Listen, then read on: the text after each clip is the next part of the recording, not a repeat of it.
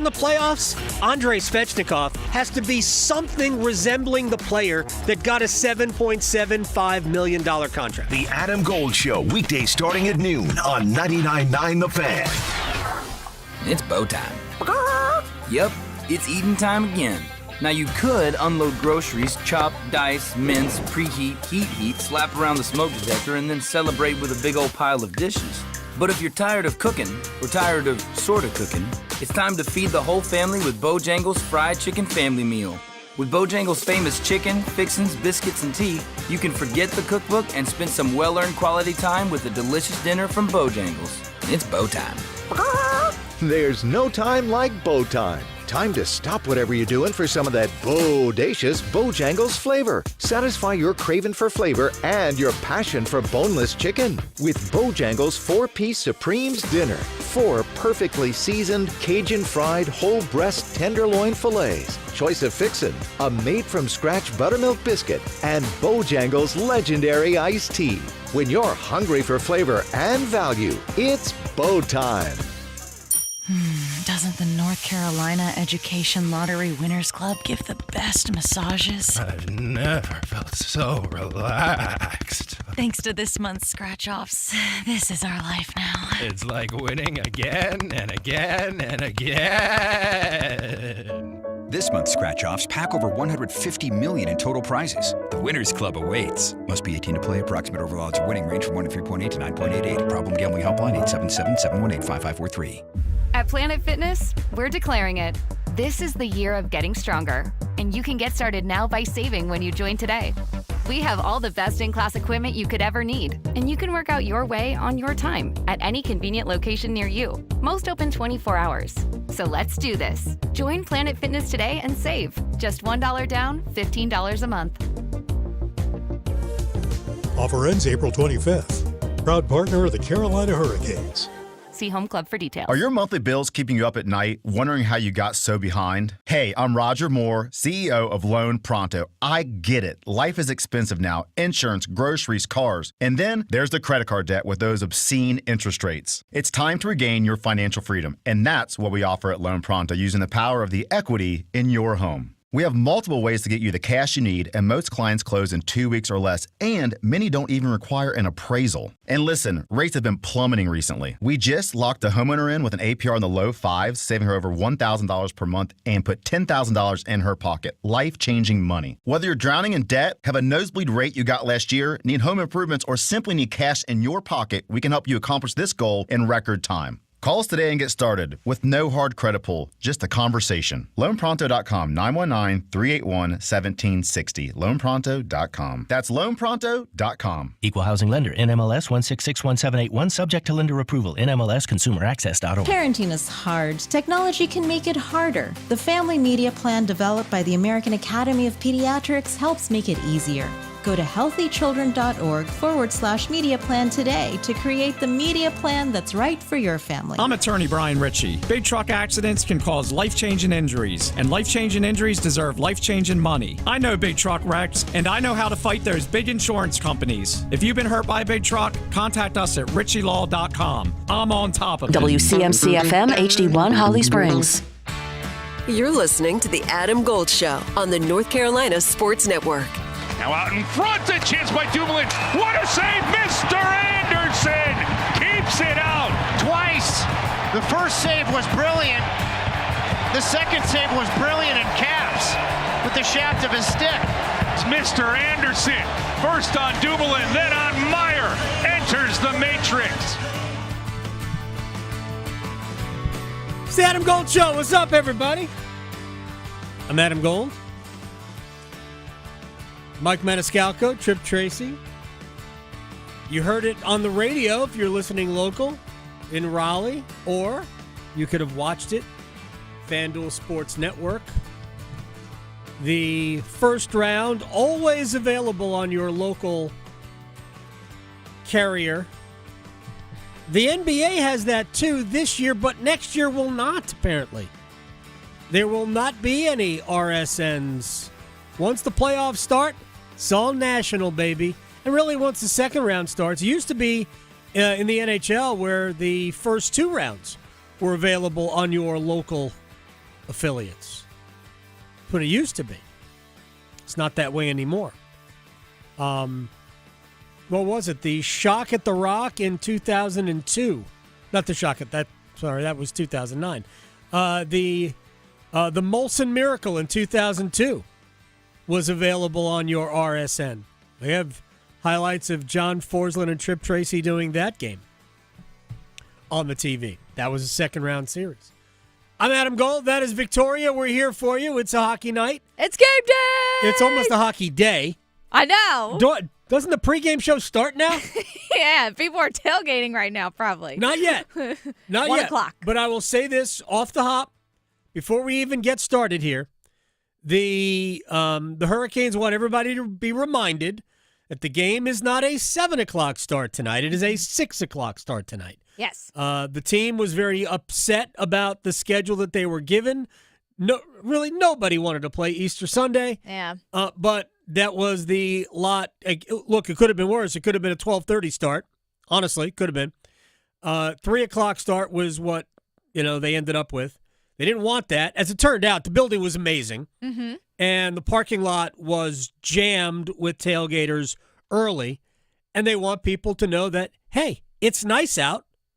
It is really nice right now. Mm-hmm. Be a little bit warmer this afternoon. But, when you've got a cooler packed with, cold beverages, carbonated maybe, soft drink, not really soft, drinks, bubbly, refreshments, mm-hmm.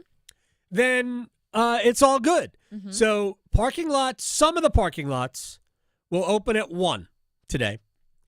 And I was told parking, if you enter off of Edwards Mill, is half price until 3. Oh. Get there early. Oh, yeah. Yeah. Take your cooler and snacks. There you go. Get there early. And sunscreen. Yes. So all of that, and yeah, sunscreen would be good today.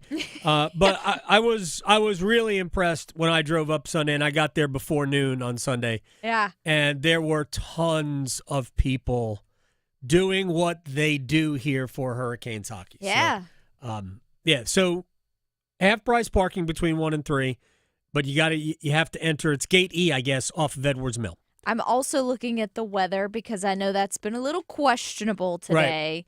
Right. I think we should be okay, knock on wood, in Raleigh, at least until the game starts, because around 6 o'clock is where it gets a little right. We could have iffy. a little thunder boomers today. Right, yes. Hopefully it will hold off, and all the thunder comes inside. Right. We would love to see all of that. So that is your table setting for today. Let's get going. And we're going to keep it Hurricanes-y here. Erik Cole is going to join us in 5 minutes. Stanley Cup champion. Same group tonight for Carolina. Same lineup. Same goaltender tonight for Carolina. I know I had said yesterday, and I believe what I said. I mean, I kind of figured that we'd see Anderson again, but I made the case for starting Kochetkov tonight simply because you want him going. He's going to have to play in this series, maybe more than once, but he's going to have to play in this series, going to play in one of the 2 games in New Jersey. I would be stunned if that didn't happen. I think it happens.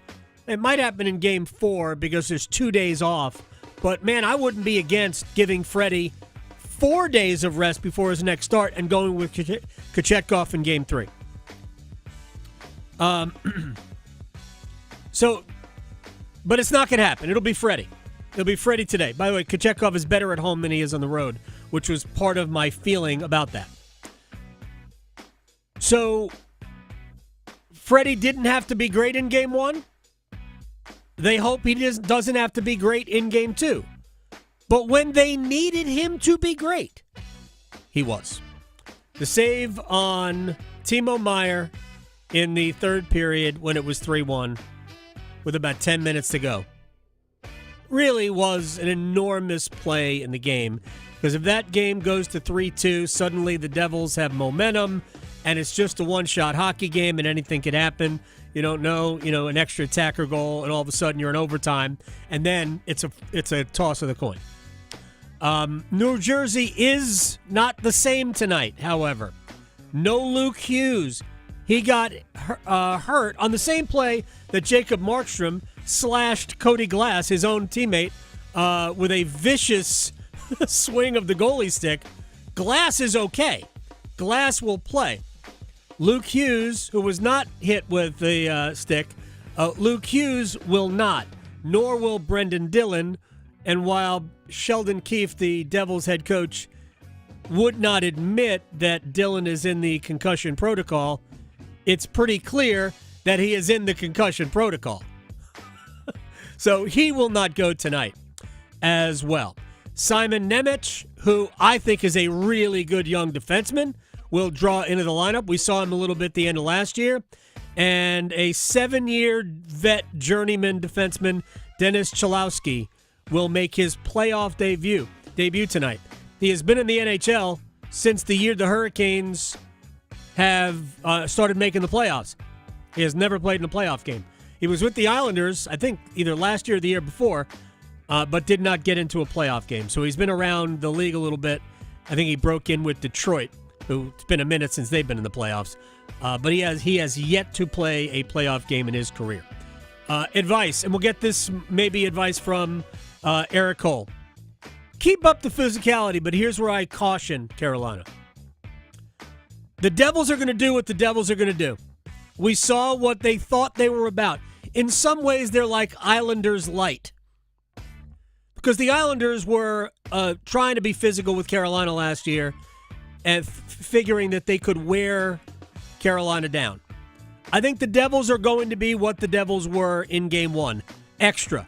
There's going to be some, Timo Meier showing his dirty side. Erik Haula, we know what Erik Haula is going to be about. And by the way, I'll tell you something about the matchup for Carolina tonight, because the Devils have adjusted their lines, and there is no Luke Hughes tonight. So Dougie Hamilton will bump up to the top defensive pairing with Brett Pesce. Now, they will not have to deal with Stahl, Martinook, and Stankoven. And they won't have to deal with the third line of Kokaniemi, Svechnikov, and Taylor Hall. They are going to get Carolina's top line, which in some ways benefits Hamilton, unless Seth Jarvis and Sebastian Aho want to throw their bodies around again, which I would be in favor of. So it might actually play to New Jersey's benefit that Dougie Hamilton isn't playing on a third pair. I will say that I know Carolina's going to try to match the physicality, but beware of taking early penalties.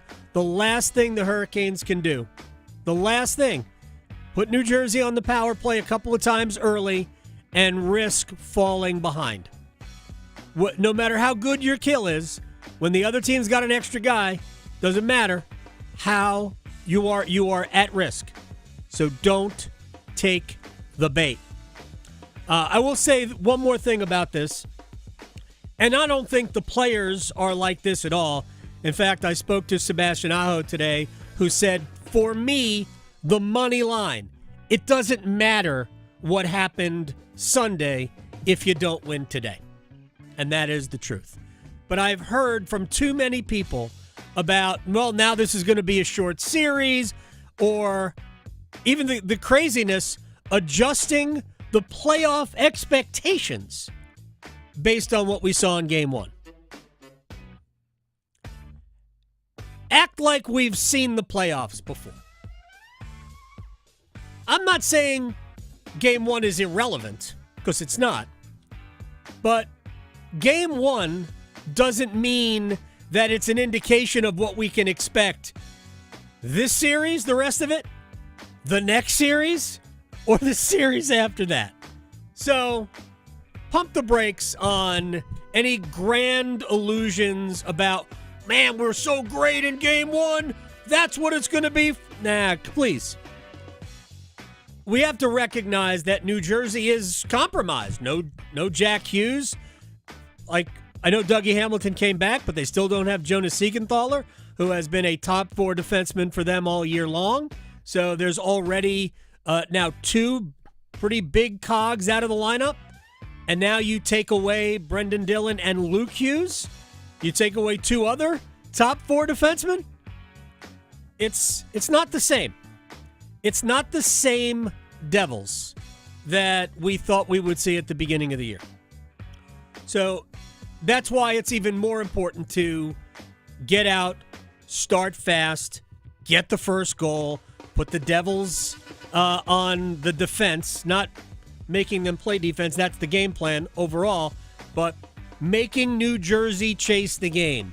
Very, very important. Now I'll give you a little factoid about the Hurricanes and the opening round.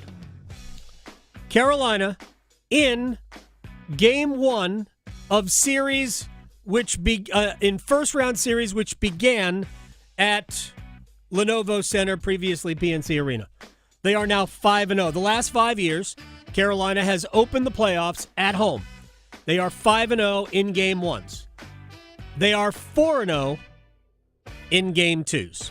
So in each one of these series, Carolina has ultimately taken a 2-0 advantage back on the road.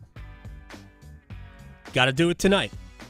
We don't want to hear, and we're going to hear it anyway, but we don't want to hear how Carolina's in trouble because of their road record in the playoffs. I think the road record is way overblown.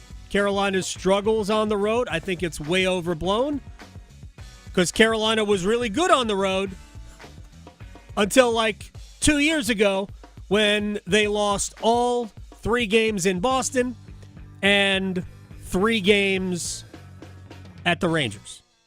The 0-6 on the road, that mattered. Anyway, but on the first round, man, Carolina has always gotten off to a good start. We got to keep that going. Erik Cole, a Stanley Cup champion, a Hurricanes legend, joins us on the Adam Gold Show. We are checking in. This is a cup check for Erik Cole. I appreciate your time, sir. How are you? I'm wonderful. I am keeping busy, and it's the best time of year. It is. Playoffs are here. It is. Let me ask you.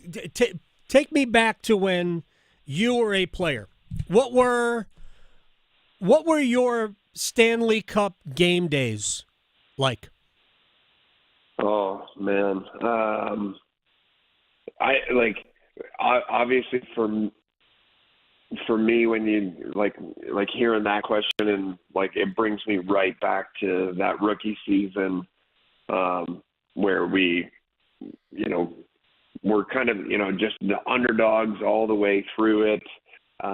Nobody really expected us to make too much noise, and I don't think anyone expected us to beat New Jersey, including New Jersey. Mm-hmm. It was just it was so great, and to see how much the community was abuzz that year with the flags on the cars, and just it was anywhere you went. I'd be sitting at a stoplight and people would be honking their horns and everything. It's just the best time of year. There's no more college basketball to be watched and everything. It's the time for everyone in this area, this community to be Hurricanes fans, and it's just great. It is awesome. The tailgating culture is real, and even on Easter Sunday, I got to the arena just before noon, and I wasn't surprised. I expected it to be the case. I knew why the team was worried because, holiest day of the year for people. But there were a ton of people out tailgating. Maybe not as many as they would have liked at that stage, but there were a ton of people, and we're encouraging people to go out today. How do you cross the line? Erik Cole is joining us. How do you not cross the line? How do you understand where the line is between being physical as you need to be, especially in round one, especially the way New Jersey played in game one, and being across the line where it puts yourself in trouble, in jeopardy of going into the penalty box? Well, we always stressed controlled emotion. That's because, honestly, it was Easter Sunday. The tweet from the Hurricanes page, not today, Satan, was perfect.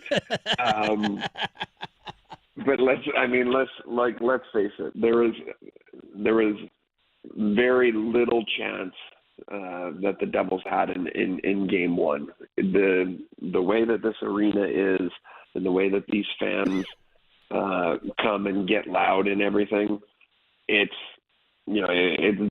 can be overwhelming, and it certainly influences the game. But with that being said, from the players' standpoint, the player side of it, you have to be riding, that wave of emotion, but you also have to be, a little bit just conscious or cautious that you don't let it come too far. You look back to our game 7 against Edmonton, and in the first 5 minutes, East All runs their goalie. Probably a little bit of the emotion and the energy in the building kind of getting the best of them there, but it happens. So it's, you have to, you certainly want to embrace it and use it to your advantage, but to your point, it can't go too far, and you just have to, feed off of it and just play with that. If you're trying to keep yourself on an even keel, you're still probably going to be heightened a little bit, but you're not going to be at the extreme.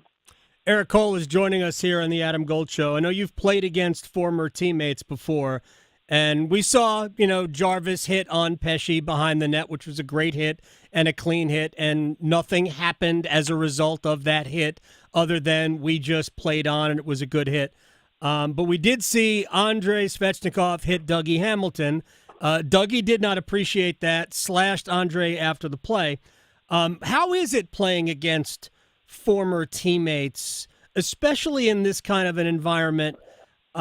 Just from your experience, is it more difficult because you might not go at it with the same level of aggression? How do you convince yourself to do it? No, no. When you're playing for the Stanley Cup, if anything, to your point of same level of aggression, no, you amp it up another. And for me, anytime I came back here when I was playing for another organization, I played hard. I wanted to win. I wanted to beat them. It's even that more magnified during the Stanley Cup playoffs. And if I'm being candid here, is anyone surprised that Dougie Hamilton got hit in the playoffs and was upset about it? I can't. I can never get out of my mind when again in that Washington series, when he didn't want to go into the corner first and make a play on the puck and probably have to take a hit from Ovechkin, who's a big man and he can throw his weight around out there. For me, that image is just burned into my mind anytime somebody mentions Dougie Hamilton. Yeah, and it cost Trevor Van Riemsdyk a shoulder injury. There's no doubt that I remember that play exactly, and if it were not for Justin Falk and Brett Pesce, which assumed the role of top defensive pairing after that, Carolina might not have survived that series against Washington. Erik Cole is joining us here on the Adam Gold Show. Taylor Hall was an MVP for the Devils, by the way, 8 years ago now, I guess it is. 7 years ago. I thought he was as good as Carolina had on the forward line against the Devils in Game 1. What is it about being with a new team that, especially when you're coming from situations where they weren't winning, that can just energize a player? Because I think Hall has been a difference maker really since he got here. Absolutely. I mean, you look at his whole career path and where he's been. First round draft pick, and he goes into the Oilers. Probably earlier than he should have. Maybe he wasn't quite ready, but it was kind of, those were the years that all the teams were just saying, you know what, he's young, and we're just gonna. We did it with Skinner. He's young, he's gonna make mistakes, but we're gonna live with it. We're gonna deal with it. And to see his, how he's matured through his career and the stops that he's made and everything, and then most recently being in Chicago, where let's face it, it's tough times in Chicago right now. I know they magically won the Connor Bedard sweepstakes, but yes, magically. Yeah, but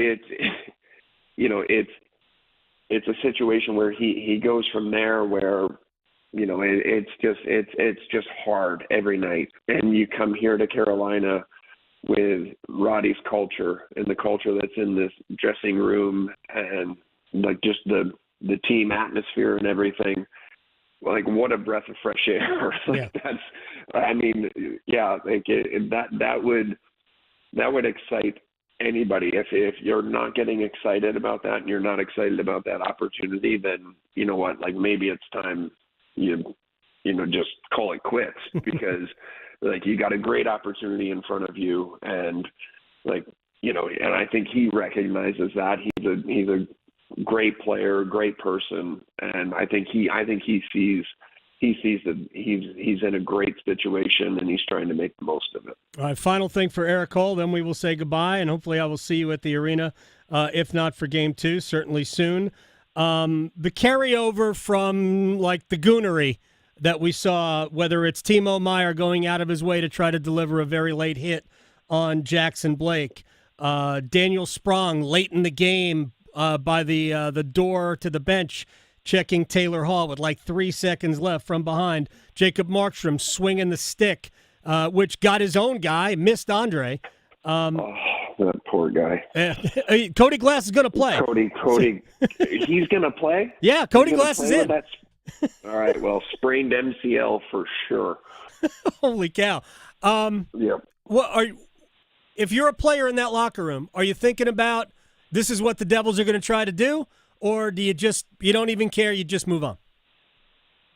I think that if from the Devils organizational standpoint and coaching staff standpoint, if there's a game that they can steal in this series, it's Game 2. I think the Hurricanes need to come out and establish themselves the same way they did in Game 1. I mean, the shots were 17-5 in the first at period. The end of the first period. Yeah. Yep. They need to jump them right away, but it has to be relentless, because it might take a little bit longer to break them, right? You have to just continually shift after shift, be methodical, do the same things over and over again, and that's how you take away their will, right? You take away their will. I mean, obviously, everyone's playing for the cup, so it's the most precious time of year. But I think if the Hurricanes just continue stay out of the nonsense, they don't need any of that. I'm sure New Jersey's going to try and ruffle some feathers and get under some guys' skin. Yep. That's just the nature of it. I mean, you see it across the league and in every playoff game, every playoff series. You just for the Hurricanes, they just need to turn away play hard between the whistles, and they're going to be fine. Erik Cole, you're the best, my friend. I appreciate your time. Hurricanes legend. I'll talk to you very soon. I hope to see you at the rink soon, but thank you very much for your time today. I actually have a favor to ask you. I Sure. might need to use you as a reference because I'm going to. I know it's times are tough.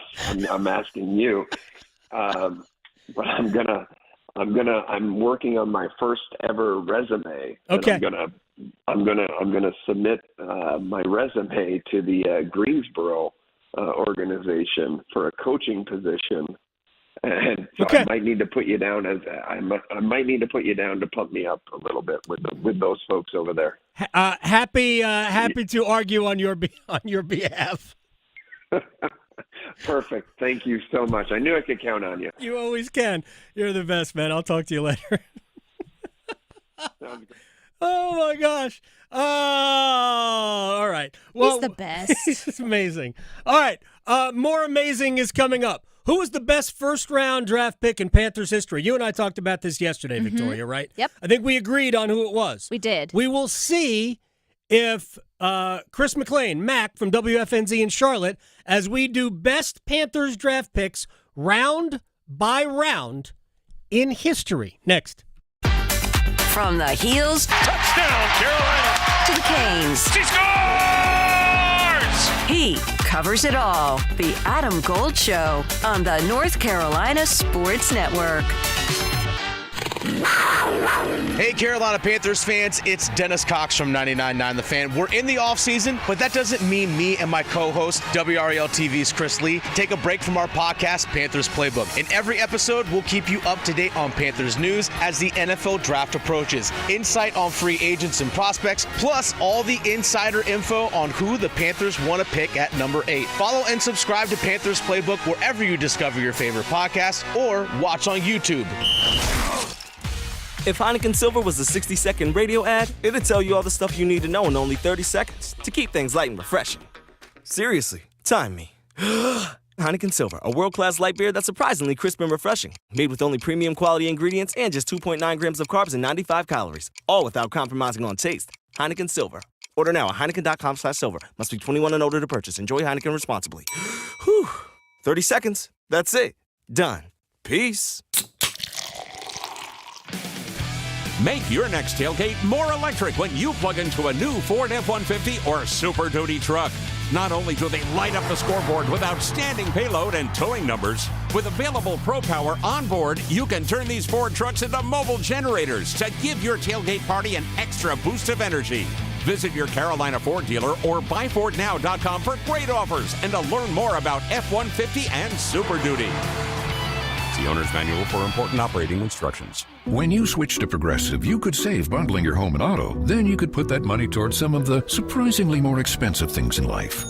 May I help you? I just wanted to request a late checkout, please. Of course. That's $30 per hour for up to 4 hours. Huh.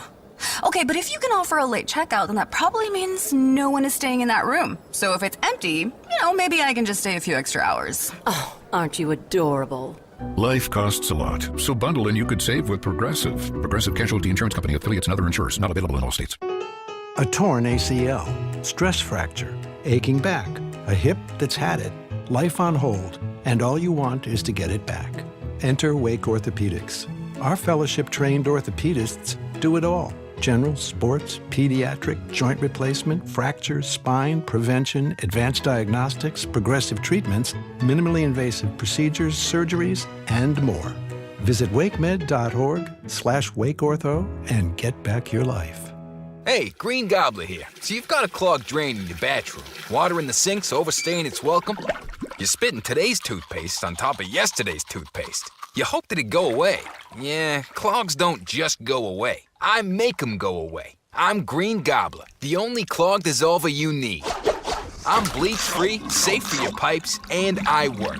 Guaranteed or your money back. 'Cause I never met a clog that was gonna unclog itself. Green Gobbler. Let the gobbler get it. Have you ever experienced a wish come true? For a child battling a critical illness, a wish come true can be a turning point. One song, one dance, one game, one adventure. One moment changes everything. Make-A-Wish needs your support to grant the wish of every eligible child. Visit wish.org now to help grant more life-changing wishes. Together, we can transform lives, one wish at a time. Wesley Financial Group is not a law firm. Are you a victim of the timeshare trap and think there's no way out? I'm Chuck McDowell, founder of Wesley Financial Group, the original timeshare cancellation expert. And I'm here to tell you that there is a way out. All you need to do is give my office a call. I will send you a timeshare exit information kit absolutely free, explaining how the timeshare industry works and your options for cancellation. Call Wesley now for your free info kit. 800-371-0505. 800-371-0505. This is Adam Gold. But whenever you say, well, we're not using this as an excuse, no, we are. Whether it's justifiable or not can be a different discussion, but you are. It's like the equivalent of saying no offense, but ... Offense coming. Yeah, get ready for it. Look out. Here we come with some offense for you. The Adam Gold Show. It's the Adam Gold Show. I'm Adam Gold. It is a game night here in the capital city. Canes and Devils game 2. I talked about it earlier this morning with my during my regular Tuesday visits to the Mac and Bone Show in Charlotte on WFNZ. I don't think these guys know how much I enjoy talking with them every day, every Tuesday. I love it. I have such a blast. I try to keep it entertaining. And Chris McClain does a great job keeping Bone in line, which I don't know how you do, especially when he, instead of spelling it B-O-N-E, he spells it B-O-N-R. Chris McClain. Mac, how are you, man? What's up? Full-time job. I already have 2 kids at the house, and then I got to go to work and take care of a 3rd kid in Bone. It's ridiculous. Oh, my gosh. I know you guys presented your big boards today. I missed that. The big boards came in before I joined the program. So who's on your big board? Before we get into the topic that we were going to discuss, who's on your big board? I'm defensive obsessed. I think this is a great defensive draft, a great front 7 draft. And if anybody noticed, the Panthers need a whole lot of help in the front 7 and on defense in general. Yeah. So it just feels to me like a draft. Now, if you trade down, and we talked about this was this is what you wanted to point out. Is right. The trade down's a great play because they still have so many needs left. If there's a trade down available, I'm all about that too. I'm not sure. It doesn't feel like the type of draft where teams are dying to move up into the top 10. Jalen Walker, Mason Graham, those are probably my 2 favorites right now. I mean, I think both those guys would be great value if they last 8, but now, you got questions about how far they're going to fall. So I don't know. I'm trying to figure out who's lying during lion season and what's really the truth, man. I guess we'll find out in 2 nights. They're all lying. Here's the thing. That's probably the answer. It's funny. It's a funny thing you mentioned Mason Graham. I think it is more likely that teams trade up for a guy like that than it is for a quarterback. I don't think you're going to see teams trading up to get Shedeur Sanders. I think you're going to see teams trading up to get a Mason Graham or a player like that they think can make a difference. I think defensive tackle is the new edge rusher for me. I'd rather have great guys in the middle of my defensive line because I think you can find guys to rush the passer. Man, to find disruptors in the middle of your defensive line. We saw what happened when Derek Brown went down. I mean, the Carolina doesn't make a difference. Panthers were just a sieve. So that's what I would do. If I was going to ever think about trading up, it would be for a defensive tackle. All right, now to the exercise, to the homework assignment, Mac. The best draft picks by round in Panthers history. Will we have a debate about the first-round pick? Who would be your best first-round pick in Panthers history? All right, this pains me because I basically had to say no to someone I love. I had to keep them out of the spot. I'm going with Luke Kuechly. Ooh. I put him, I know Pep's in the first ballot Hall of Famer. I know Luke, it's taken a little bit of time. And Cam won a damn MVP. So, I mean, those are the 3 I'm thinking of. I go Kuechly just based on the sheer fact that he was 9 in the draft as opposed to 1 where Cam was, 2 where Pep was.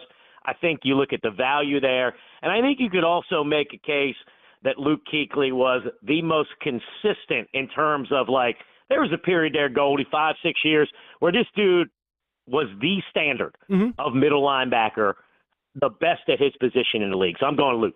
Oh, yeah, I think he was arguably the best middle linebacker in the league from the time he got there to the time he left. And when the scene of him being carted off and crying on the cart, oh my gosh, I've just made myself emotional. I had Kuechly on the list, also had Jordan Gross on the list for the longevity and the fact that you drafted Jordan Gross and left tackle was taken care of for about at least a decade, and Peppers, obviously. My vote was Cam for this reason, and I think the value of Kuechly at 9 is important. I don't think the Panthers, I'm not even going to say I don't think, the Panthers have never been nationally relevant like they were with Cam Newton as quarterback. They were can't deny that. You wanted him on national television because you just had to watch that guy play. But I don't know that there is an argument against Kuechly, Peppers, who is in the Hall of Fame, and Kuechly will be in the Hall of Fame as well. And Newton maybe. His impact on the game was undeniable, but for me it was Cam. Let's move on to the second round pick because I think this could be fascinating. And maybe it's an easy one. I don't know. Best second round pick in Panthers history, Mac. I go Ryan Khalil. I think he is one of the most underrated players in the history of the franchise. You talk about a dude, maybe not the best center in the league year after year, but he went to 5 Pro Bowls. He was one of the best centers in the league for a good 5-6 years in a row. He was a part of some good Panther teams, and they got him at 59. Muhsin Muhammad was my close runner-up because he's a damn all-time great, and he was taken at 43. So I don't know. Maybe my tie goes to the guy that was drafted lower. I think I'm starting to figure out what I'm thinking here. So I go Ryan Khalil, but that one was a tight one. And there's a couple other real good ones, too. Mike Minter, Mike Rucker, Chris Jenkins, second round was very good for a time for the Panthers. I went with Muhsin Muhammad because he was so good for so long and for a franchise that had been trying to find a number. And now this is after Muhsin Muhammad eventually retired because they haven't been able to find a number 2 receiver since. But that guy was awesome. Also met him, and he was one of the nicest guys I ever met. He's great. Do we even have to have a discussion on the best third-round pick ever? This one felt a little cut and dry. I mean, I think it's Steve Smith. We don't even have to have much of a conversation about this. Like, if there was a runner-up, it's probably Charles Johnson, right? Yeah, probably is. But I have to be honest, I don't even know. Like, all apologies to CJ. I didn't even type him in. The other ones I at least typed in, like who was also in the running. This one I just put Smitty, 74th overall, Hall of Famer here at some point. Yeah, no question. And also, the personality conflict with Cam aside, the dominant personality, the leadership, the reliability factor with Steve Smith is just incredible. All right, now as we get later. I can't remember that 05 season. I'll never forget the 05 Triple Crown season where he was the entire – I mean, Jake Delhomme threw it up there for him, but he was the entire, passing game that year for the – it was unbelievable. And every team knew it was going to him all the time, and it didn't freaking matter. Yeah, sometimes you don't have to be 6'3" to be a number one receiver. Yeah, he'd go up and get it too, man. Yeah. Special, man, special. Unbelievable player. All right, now as we get later in this draft, it becomes a little bit more difficult. Is the best 4th round pick in Panthers history, Mac from WFNZ at Mac WFNZ on Twitter is joining us here in the Adam Gold Show. Is the best 4th round pick in Panthers history currently on the roster?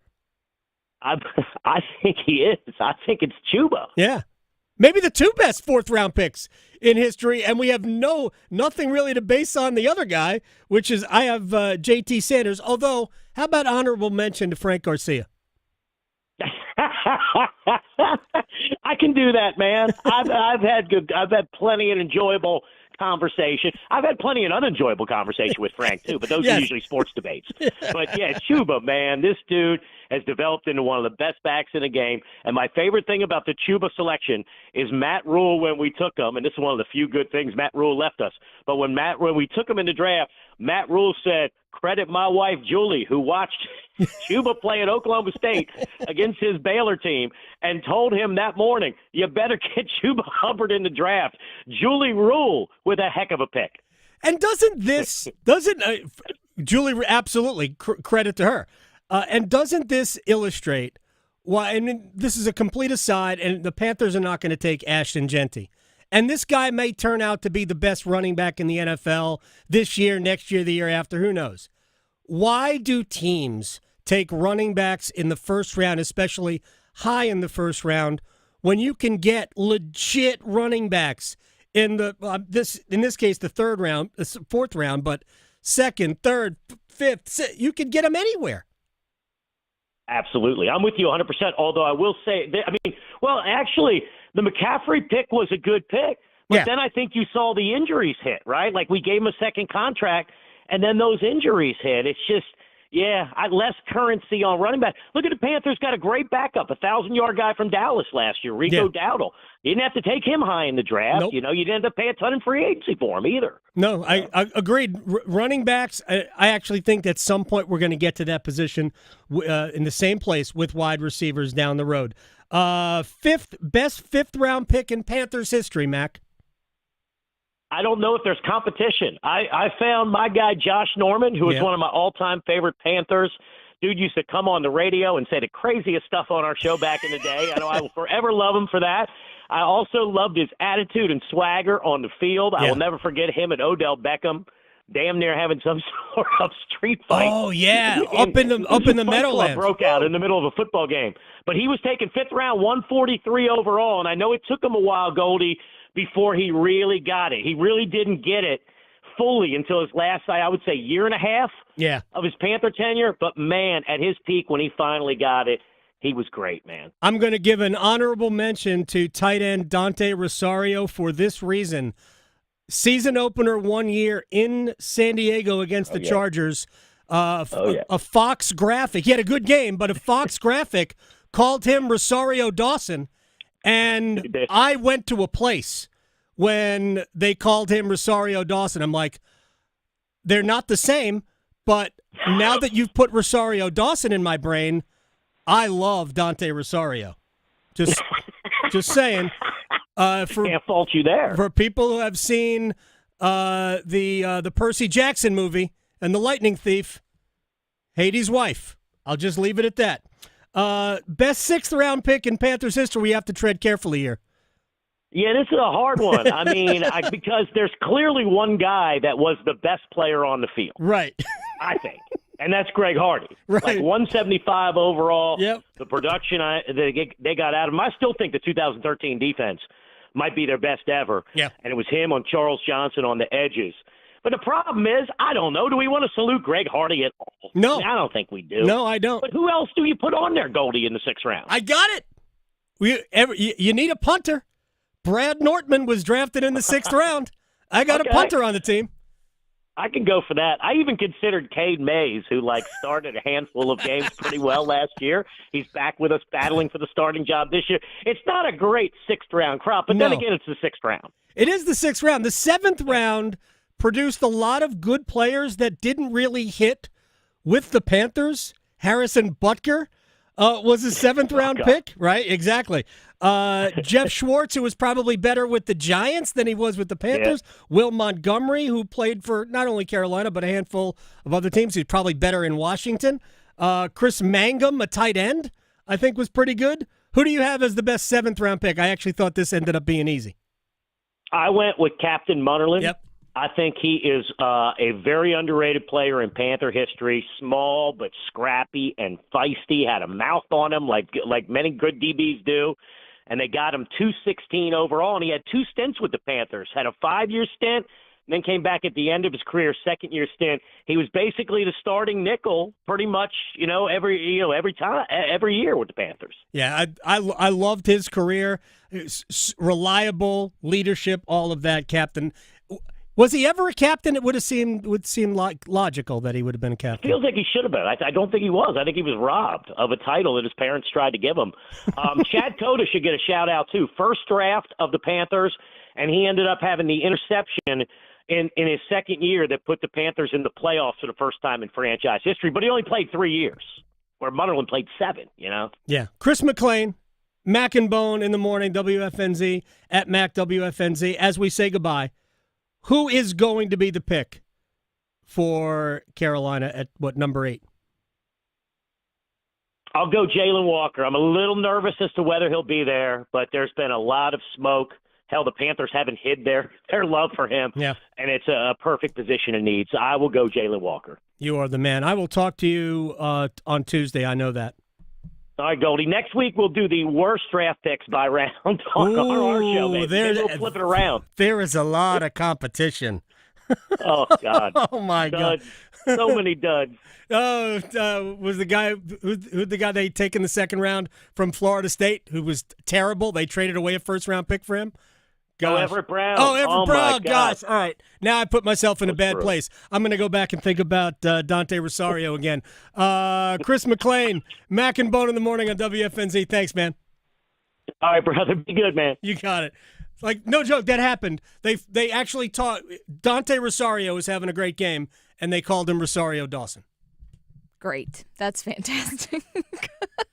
Thank you, folks. I wish people could have seen my face when you guys were talking about Greg Hardy. Yeah, no, despicable human being. A terrible human and also a terrible fighter. Because I don't know if you know this. Oh, he tried to go into the UFC. And he got his tail beat. Wasn't that good? A lot. Oh, gosh. Wasn't that great? It was so gratifying. Yeah. All right, one-timers. We got to do that. One-timers next.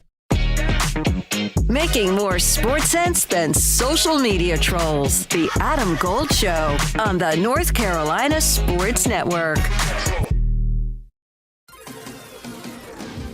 The North Carolina Healthcare Association invites you to listen to this month's podcast, Conversations on the State of Healthcare. There's a major shortage of mental health professionals, especially in rural areas. In our latest episode, produced in partnership with the North Carolina Healthcare Association, Dr. Joseph Pino of Devant Health tells us about an exciting new program that's expanding mental health care in eastern North Carolina. He explains the need, especially among military families. Military families frequently face moves across the country, long deployments, and added stress that comes with military life. And those experiences can lead to anxiety, depression, post-traumatic stress disorder, and other mental health conditions. The stigma around mental health often prevents people from seeking care. Join our latest Conversations on the State of Healthcare wherever you listen to your favorite podcasts, and learn more by visiting nchealthcare.org. It's the first day of the first grade, and she found a new best friend. It's a laid-back Sunday afternoon, you wish would never end. The homemade taste of Bluebell and good friends gathered round. The good old days are being made right now. Chocolate lovers are going absolutely bananas over our new Bluebell Banana Fudge. Rich milk chocolate ice cream swirled with a scrumptious banana-flavored ice cream. Your favorite banana fudge bar, now in a carton. The good old days are being made right now. The good old days are being made right now.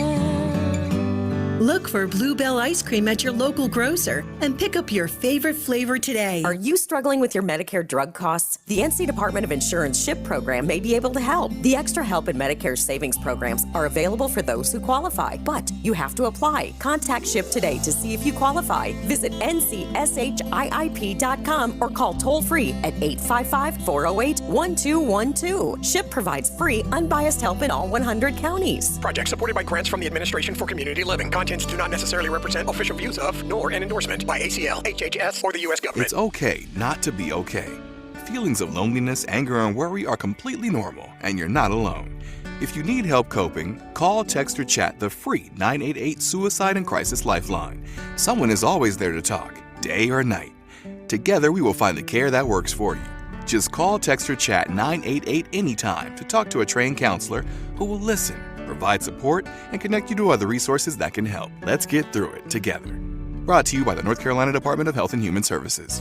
Are you looking for a 2-year hands-on agricultural degree while still gaining the university experience? I'm Lee Ivey, Director of the Agricultural Institute at NC State University. We offer 6 associate's degrees that span the agricultural industry and set our students up to meet their goals. Come live on campus, learn on our farms, and be a part of the NC State community. Learn more about our program online by searching NC State Ag Institute. Deadline for fall enrollment is June 1st. 2 years, 1 degree, endless possibilities. From the mountains to the coast, there is tremendous pride in North Carolina agriculture. NC Forever Farms is a program recognizing family farms that are protecting precious working lands vital to the future of agriculture. Through permanent agricultural conservation easements, these NC Forever Farms will always be protected from development. Learn more about preserving family farms through the Farmland Preservation Division of the North Carolina Department of Agriculture and Consumer Services by visiting ncadfp.org. This is Adam Gold. Frankly, I'm not sure that there is a sport that we could theoretically even put in the Olympics that isn't. I said bowling. Yeah, maybe. I wouldn't be surprised. Croquet? Lawn darts? I'm waiting for cornhole. Oh, there's somebody that thinks, yeah. The Adam Gold Show.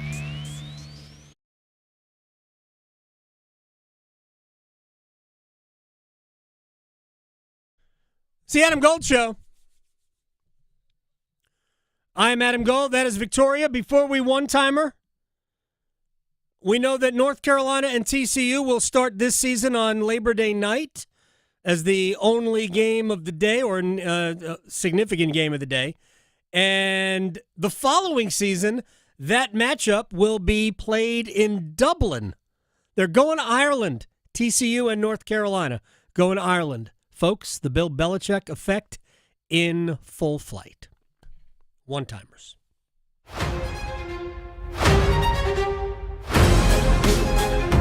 Okay, so we do have some people on the YouTube stream. You can also tweet at us. Either way, I'll find them. So kicking things off from the YouTube, we have one from Tyler. Do you see Rod trying to shuffle Jankowski back into the lineup at any point? At some point. Won't be tonight. I think it'll be 2 things. One, it might take Roslovic doing something dumb, making a couple of defensive mistakes. It also might take an injury elsewhere. Look, I think it is foolish to believe that Carolina is going to go through however many playoff games they hope to play without suffering any personnel losses. At some point, we'll probably see Alexander Nikishin draw into a game because it's going to be hard to not get an injury in a playoff game.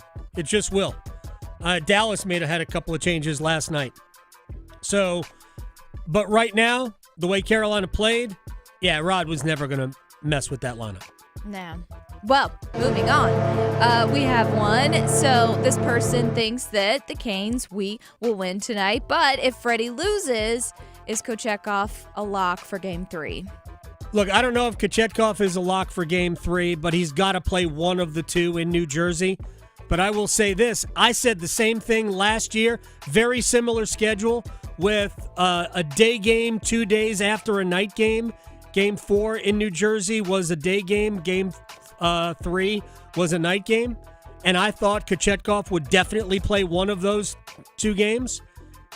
I think he has to play one of those 2. Who knows if he does? Okay, and probably last but not least, what would the ideal contract extensions for Blake and Stankoven look like? When is the ideal time to get it done? Well, they could do extensions for an extension for Stankoven this offseason. He's got 1 more year left in the contract. Blake has 2 more years, so they couldn't even do an extension for Blake until after next year. I don't know what they would. It really depends on what happens next year. Talking sports, dropping truth. The Adam Gold Show on the North Carolina Sports Network. Need more Stanley Cup chatter, Canes fans? Listen afternoons at 12:15 and 4:15 for our Cup Check-In. Served up by Carolina Ale House. Adam Gold talks with hockey's best past and present, bringing you the latest insight on the chase for Lord Stanley's Cup. It's the Cup Check-In on 99.9 The Fan. Served up by Carolina Ale House. Come to Carolina Ale House Cary for away game watch parties throughout the playoffs, or visit carolinaalehouse.com/Canes. Organize easy. Organize tough. Customize your work truck or van with upfit solutions from Van Products. Steel and aluminum shelving, toolboxes, data files, cabinets, drawers, conduit carriers, ladder racks, everything safe and secure. Everything built as unbreakable as you by Adrian Steel. Backed by the best warranty in the business. 3 years, 36,000 miles. Everything custom installed by Van Products so you know it's done right. From a single work rig to a fleet, choose custom installed upfit solutions from Van Products. Are your monthly bills keeping you up at night, wondering how you got so behind? Hey, I'm Roger Moore, CEO of Loan Pronto. I get it. Life is expensive now. Insurance, groceries, cars. And then there's the credit card debt with those obscene interest rates. It's time to regain your financial freedom. And that's what we offer at Loan Pronto, using the power of the equity in your home. We have multiple ways to get you the cash you need, and most clients close in 2 weeks or less, and many don't even require an appraisal. And listen, rates have been plummeting recently. We just locked a homeowner in with an APR in the low fives, saving her over $1,000 per month, and put $10,000 in her pocket. Life-changing money. Whether you're drowning in debt, have a nosebleed rate you got last year, need home improvements, or simply need cash in your pocket, we can help you accomplish this goal in record time. Call us today and get started with no hard credit pull, just a conversation. LoanPronto.com, 919-381-1760. LoanPronto.com. That's LoanPronto.com. Equal Housing Lender, NMLS 1661781, subject to lender approval, NMLSConsumerAccess.org. Are you suffering from chronic joint pain or just struggling with daily activities because of discomfort in your knees, back, or other parts of your body? Well, I've got great news. It's called DaVita Med Spa and Wellness, a solution that can help you get back to feeling like yourself again without the risks of invasive surgery or long-term prescription drug use. DaVita Med Spa and Wellness is a regenerative medicine clinic. Their innovative treatment options address the root cause of your pain to promote healing and prevent re-injury for long-lasting pain relief. If you have arthritis, joint pain, sports injuries, or other conditions, their highly trained medical providers will develop a cutting-edge treatment plan tailored just for you with little to no downtime. DaVita Med Spa and Wellness can get you back to doing the things you love. Call DaVita Med Spa and Wellness today, spelled DVIDA. Call 984-333-1313, 984-333-1313, 984-333-1313. The next disaster is coming. Make a plan. Keep extra medication on hand. Make copies of important documents. Stay informed and be ready. Learn more at americares.org/send-us-in. Confidence is knowing you're ready to handle whatever comes your way. That's what it feels like to take on your workday with Cintas. They make sure your AEDs are up to date, your fire extinguishers are tested and inspected, your floor mats are cleaned and delivered, and your workwear looks good, feels good, and is freshly laundered with the Cintas Apparel Plus program. So are you ready to take on today? Visit Cintas.com. I'm ready! And get ready for the workday. I'm attorney Brian Ritchie. Workers' comp can be tricky, but my law firm will be on top of all the complicated paperwork and sneaky deadlines so that all of your I's are dotted and T's are crossed. If you've been hurt on the job, I'm on top of it. Contact us at ritchielaw.com. Broadcasting live from the Lenovo Studios. WCMC HD1 Holly Springs. 99.9 The Fan. The Triangle Sports Leader. To me, the separator and the joy of coaching Cooper is the person he was every day, the teammate that he was, never about statistics or anything other than creating an environment and helping his team to win. And we won a lot of games and had a lot of success, and a lot of times that environment is created from your best player. And Cooper did an incredible job in every facet of our program.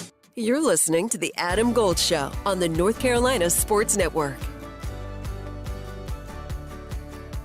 That was John Shire, Duke head coach, talking about Cooper Flagg, whose brother, by the way, will be a Maine Black Bear.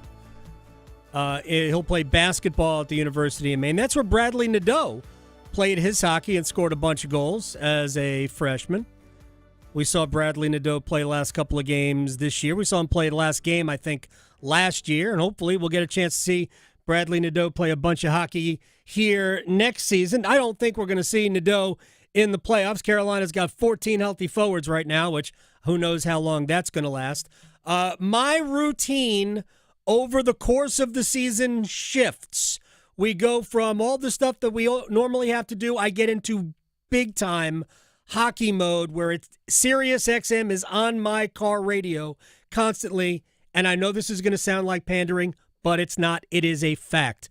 My favorite guest, host, co-host, Martin Biron, 16 years, an NHL goaltender, once played 72 games in a season for the Buffalo Sabres. Sir, you must still be tired from that.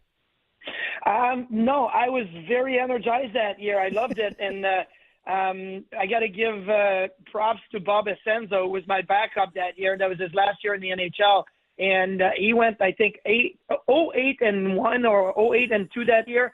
So he allowed me to keep on playing, and it was a lot of fun. But, yes, maybe not the best way to go about in a regular season and play 72 games.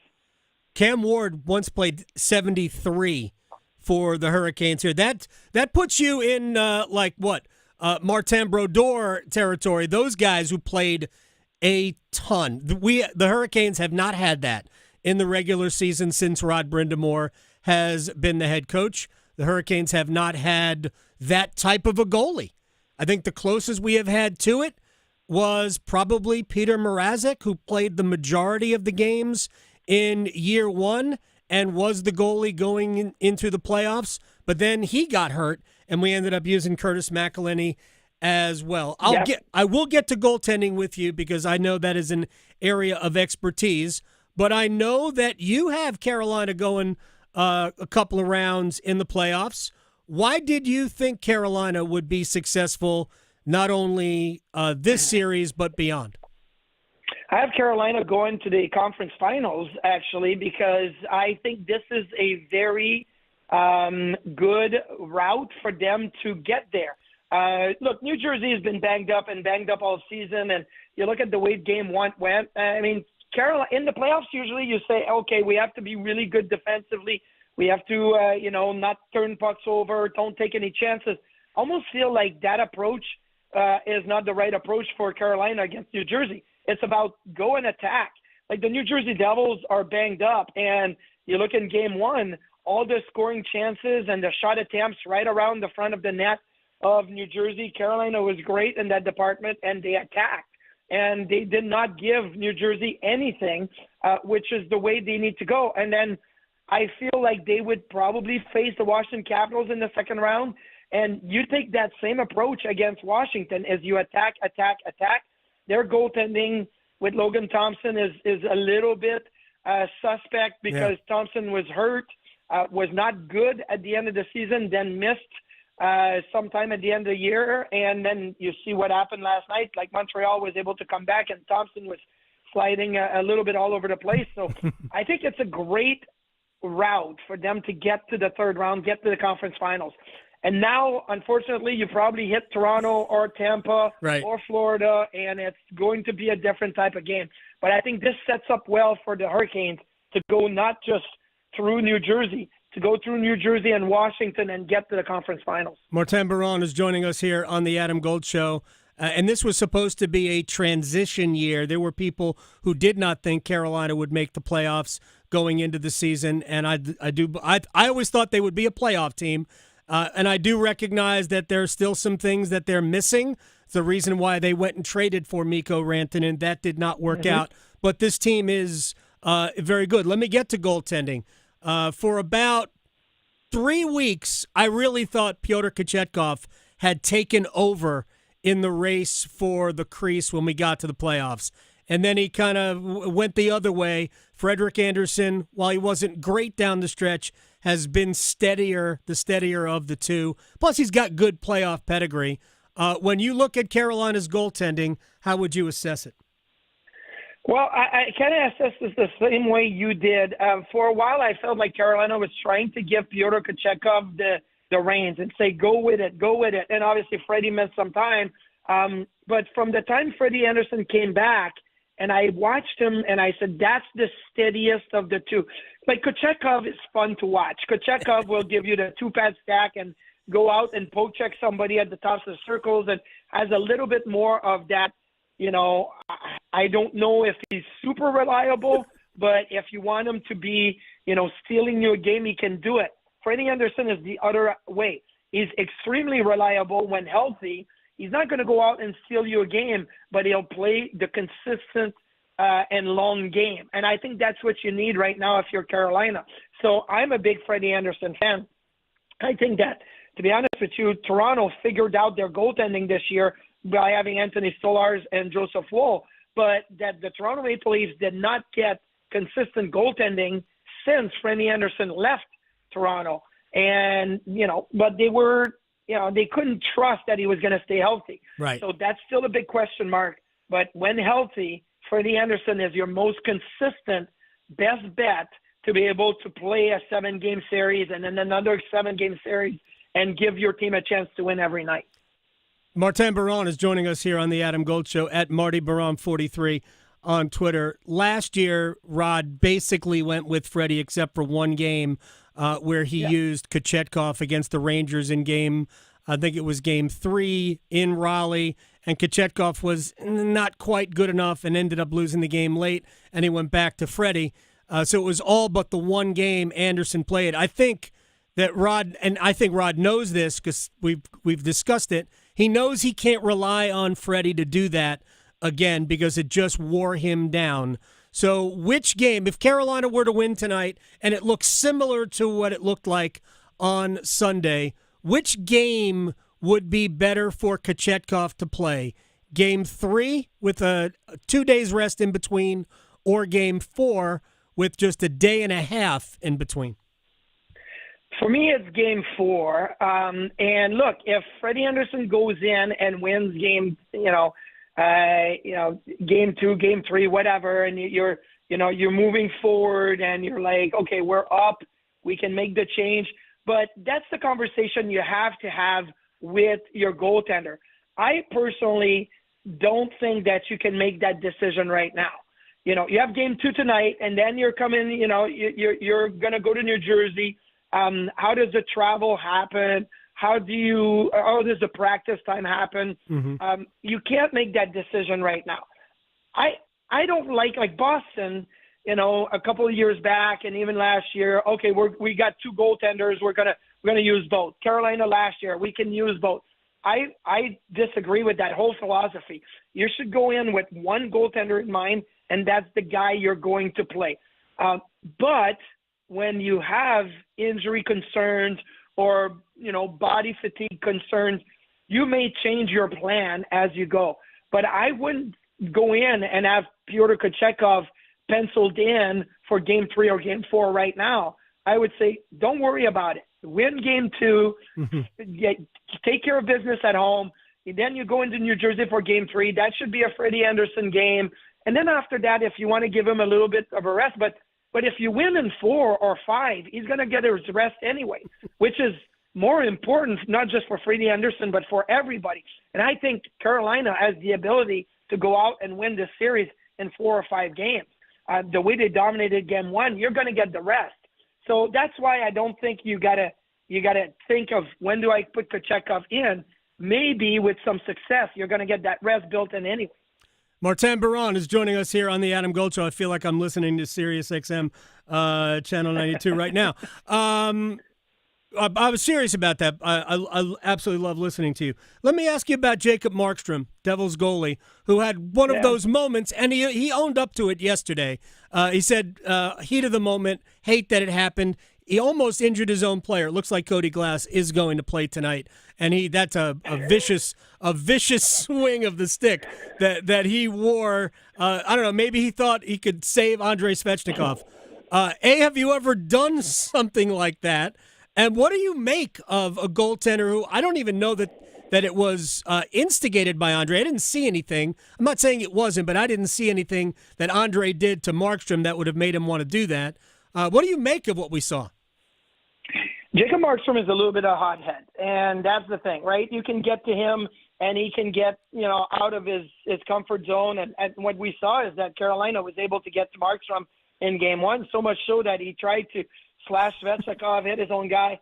I've never done anything like this. The most notorious friendly fire to ever happen is like going back 16 years ago when Keith Ballard of the Florida Panthers tried to slash his own stick on the goalpost after an overtime loss in the regular season, and he hit Thomas Vokoun in the head, his goalie, and Vokoun missed some time and was, bleeding from his left ear or whatever.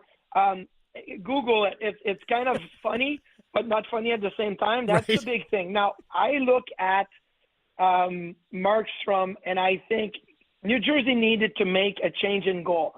Their goaltending was not good enough the last couple of years. They went and acquired Jacob Markstrom. He did well this year. Jake Allen did well, but he's still not the answer in my opinion. He's big. He covers the net, but he's very erratic. And the more shots you put on him, the more you make him scramble, the more opportunities you're going to get, and that's what Carolina did. And they got to him mentally as well. So I always tell all my goalies, do not show them that they've gone to you. And Markstrom displayed for everybody to see that Carolina got to him in game one. Yeah, they did. And actually, New Jersey came off their discipline, to use that phrase, a couple of times. Timo Meier did it early in the game. I was surprised. Daniel Sprong late. I thought it was going to be hard to make Erik Haula public enemy number 2, but I'm not sure Timo Meier didn't make him public enemy number 2. Yeah, you're right when they showed their lack of discipline. And then I go back. I love Sheldon Keefe as a head coach. I thought he did some really good job in Toronto for years, and I thought he did a great job in New Jersey this year with the injuries, especially to Jack Hughes and Dougie Hamilton and Jacob Markstrom. But there has been a stigma that has been attached to Sheldon Keefe that his team does not perform well in the playoffs. They had one playoff series win in Toronto with all that talent that they had for many years. And now game one did not reflect good on Sheldon Keefe either. So that's another storyline. If I'm a Caniac fans right now and I'm sitting behind the New Jersey bench in game 2, I got signs saying, Keefe, you're playoff bust and you can't get your team to win a series and whatnot. I'm going after him because I'm sure he's feeling it right now. Martin Biron, I appreciate your time. This was a treat for me, and I think for our listeners as well, but I'm sure a lot of them listen to you all the time on Sirius anyway. Marty Biron, 43 on Twitter. Thank you very much for the time. I hope we can do it again down the road. I hope we can do it again, and I have to say, look, I love Raleigh. I love the fans in Carolina. I hated losing to the Canes in the conference finals in 06, Game 7, puck over glass, the whole thing. But Big Mike with the trumpet in the corner and everybody in Carolina, they were always great to me, and I love it. Oh, that's right, because you had to sit over there. Big Mike was amazing. You're 100% right. I appreciate you bringing up great memories. Thank you so much for the time, sir. Thanks. Enjoy the game tonight. Yeah, we will. Martin Biron here on the Adam Gold Show. He's fun. I love him. He's amazing. Great. I'm sorry, I geeked out there because it is true. I love when Biron is one of their guest hosts. Yeah. On Sirius XM. All right, we got to take a break. When we come back, it's like all we're doing is hockey and the NFL draft. That's okay. Hockey, NFL draft. Hockey, NFL draft. Ryan Wilson, CBSSports.com with the First Pick podcast. So we will talk to him about what did the Panthers do with their first pick, number 8, next. Making more sports sense than social media trolls. The Adam Gold Show on the North Carolina Sports Network. The Canes are back in the Stanley Cup playoffs. It's Game 2. Stankoven with a drive. He scores! Logan Stankoven's first goal in the playoffs for the Canes. Storm Watch with Adam Gold at 5. Puck Drop at 6. Stankoven, he scores! A power play goal. His second of the period puts the Canes up 3-0. on your exclusive home for the Carolina Hurricanes. 99.9 The Fan. So you're looking for a fun night out, a cool hang to watch the game, maybe even a date night. Adam Gold here, and you need to check out X Golf in Cary, McGregor Village, off of US 64. X Golf has the best simulator play you've ever experienced, over 60 world-renowned courses to choose from, a top-shelf bar, great food, an amazing environment to just have a great evening out of the house. And you don't need a reason to have a good time, right? PlayXGolf.com/Cary. PlayXGolf.com/Cary. Looking for the perfect kitchen, bath, or flooring? At Home Outlet, we don't just promise the guaranteed lowest price, we back it up. Yeah, but how low are we talking? We'll beat any competitor's price by 10%. That's wow. But okay, what makes your store better? Funny you should ask. We're 100% employee owned. Everyone here has a stake in making your home projects affordable and stress-free. So I'm getting expert advice, unbeatable prices, and I'm supporting employees who actually care? Exactly. Why shop anywhere else? Home Outlet, kitchens, baths, floors, and more at the guaranteed lowest price. Visit us at homeoutlet.com today.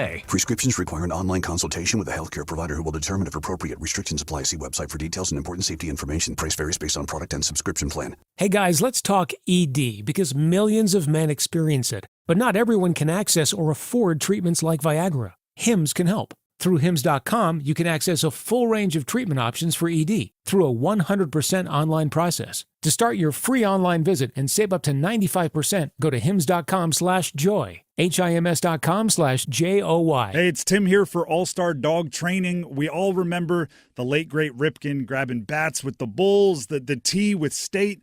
Well, we have the man behind the dog here, the trainer, Michael from All-Star Dog Training, joining us. Michael, I know you're rebranding a little bit, something to honor Ripken.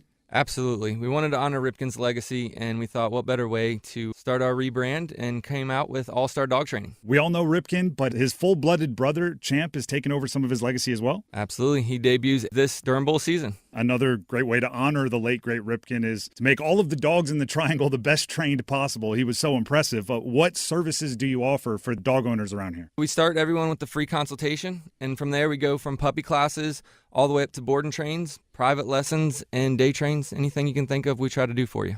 Now, how can they contact you? Where are you located? We're located in a 5,000 square foot facility in Apex, but remember, we'll always come to your dog too. Same All-Star team, new All-Star name, allstardogtraining.com. I'm Dr. Miller, a dentist and a volunteer for Dental Lifeline Network. DLN is a nonprofit that has helped me literally change the lives of people in my community through the Donated Dental Services program. DLN asks dentists to volunteer to see just one of the many patients in need each year. If you're a dentist or know a dentist, please share this information. Like me, they can make a real difference in someone's life. DLN makes it easy. Go to willyouseeone.org to learn more.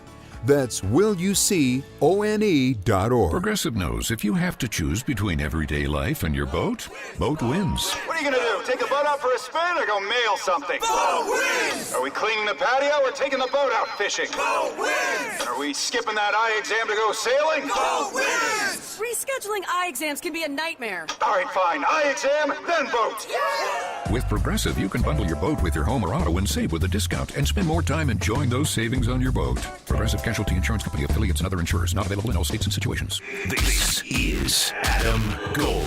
Frankly, I'm not sure that there is a sport that we could theoretically even put in the Olympics that isn't. I said bowling. Yeah, maybe. I wouldn't be surprised. Croquet? Lawn darts? I'm waiting for cornhole. Oh, there's somebody that thinks, yeah. The Adam Gold Show.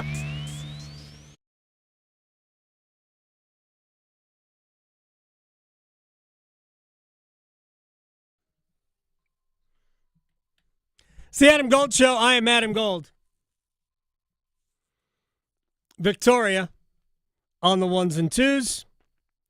It is a game night here in Raleigh, North Carolina. Hurricanes and the New Jersey Devils, Game 2, Eastern Conference quarterfinal series. I wonder if we are going to experience a monumental drop in draft position for Shedeur Sanders. It seems like all the teams in the top 10 who might draft a quarterback are not necessarily interested in Shedeur Sanders. Look, I'm making casting no aspersions here at all. I have no idea why that might be the case. Somebody who might know, and we will get to Shedeur Sanders, although it will not be topic number one. Ryan Wilson, CBSSports.com. With the First Pick podcast, we know what the first pick is going to be. It's going to be Cam Ward. We're pretty sure that the second pick is likely to be Travis Hunter to, will it be Cleveland, or will Cleveland trade out of number 2, do you think? Hey, Adam. Good to talk to you, buddy. So here, I'll start here. Cleveland was in full force on Travis Hunter's pro day a couple weeks ago, and they were there to see Travis. They weren't there to see Shedeur. So it would make sense at 2. I know there have been some reports today that maybe another team tries to trade up, and we'll see. But it's going to be Cam, Travis, and Abdul Carter. Almost certainly that order if those teams stay put. I think if you're one of the things I would consider, and I haven't talked to you about this, but if I'm the Browns, I would get Travis Hunter because that's obviously you get a 2-for-1, literally the best wide receiver and the best corner. And I would think about trading back up and maybe getting Shedeur, because one of the questions we've had, Adam, is, well, Shedeur was throwing to Travis. What does it look like if he doesn't throw to Travis? Well, solve that problem by taking both players. That would be something I would give serious consideration to. The thing about Shedeur Sanders, as far as I can tell, and we'll get to it here, is that he might not have the strongest arm in the world. But the one thing that NFL quarterbacks are maybe the most demanded skill is accuracy. And isn't he an incredibly accurate thrower? Yeah, number one. And number 2, I think sometimes we overthink this stuff. And as my old buddy Rick Philbin used to say, you hate the kids at this point in the draft process until you love them the moment you draft them. And I think that's where we are. So once they get drafted, everyone will be back on board with wherever these players end up going. Joe Burrow, he's not Joe Burrow, but Joe Burrow didn't have the greatest arm coming out. Joe Burrow sent out a tweet, my hands are too small, I can't play in the NFL, as a joke, because sometimes we overthink the measurables on these players. And to your point, I remember talking about Shedeur Sanders a month into the season in 2023 when they were 3-0, and we were having serious conversations about him being a legit first-round talent. He didn't get worse. He's the same guy, and I think wherever he lands, and this goes for every single quarterback, Bo Nix and Jane Daniels included, you have to support the quarterback that you bring in. You can't just throw him out there and expect to make magic. Caleb Williams struggled in part because there was no direction, starting with Matt Eberflus, who ended up getting fired. So I think you have to think about it that way. Is Shedeur a top 10 pick? Probably not, given the way that the things that we've heard and the way this board's starting to shake out here. And it may be an Aaron Rodgers situation where he goes from not being first overall to lasting to the 20s, where the Packers end up getting a future Hall of Famer.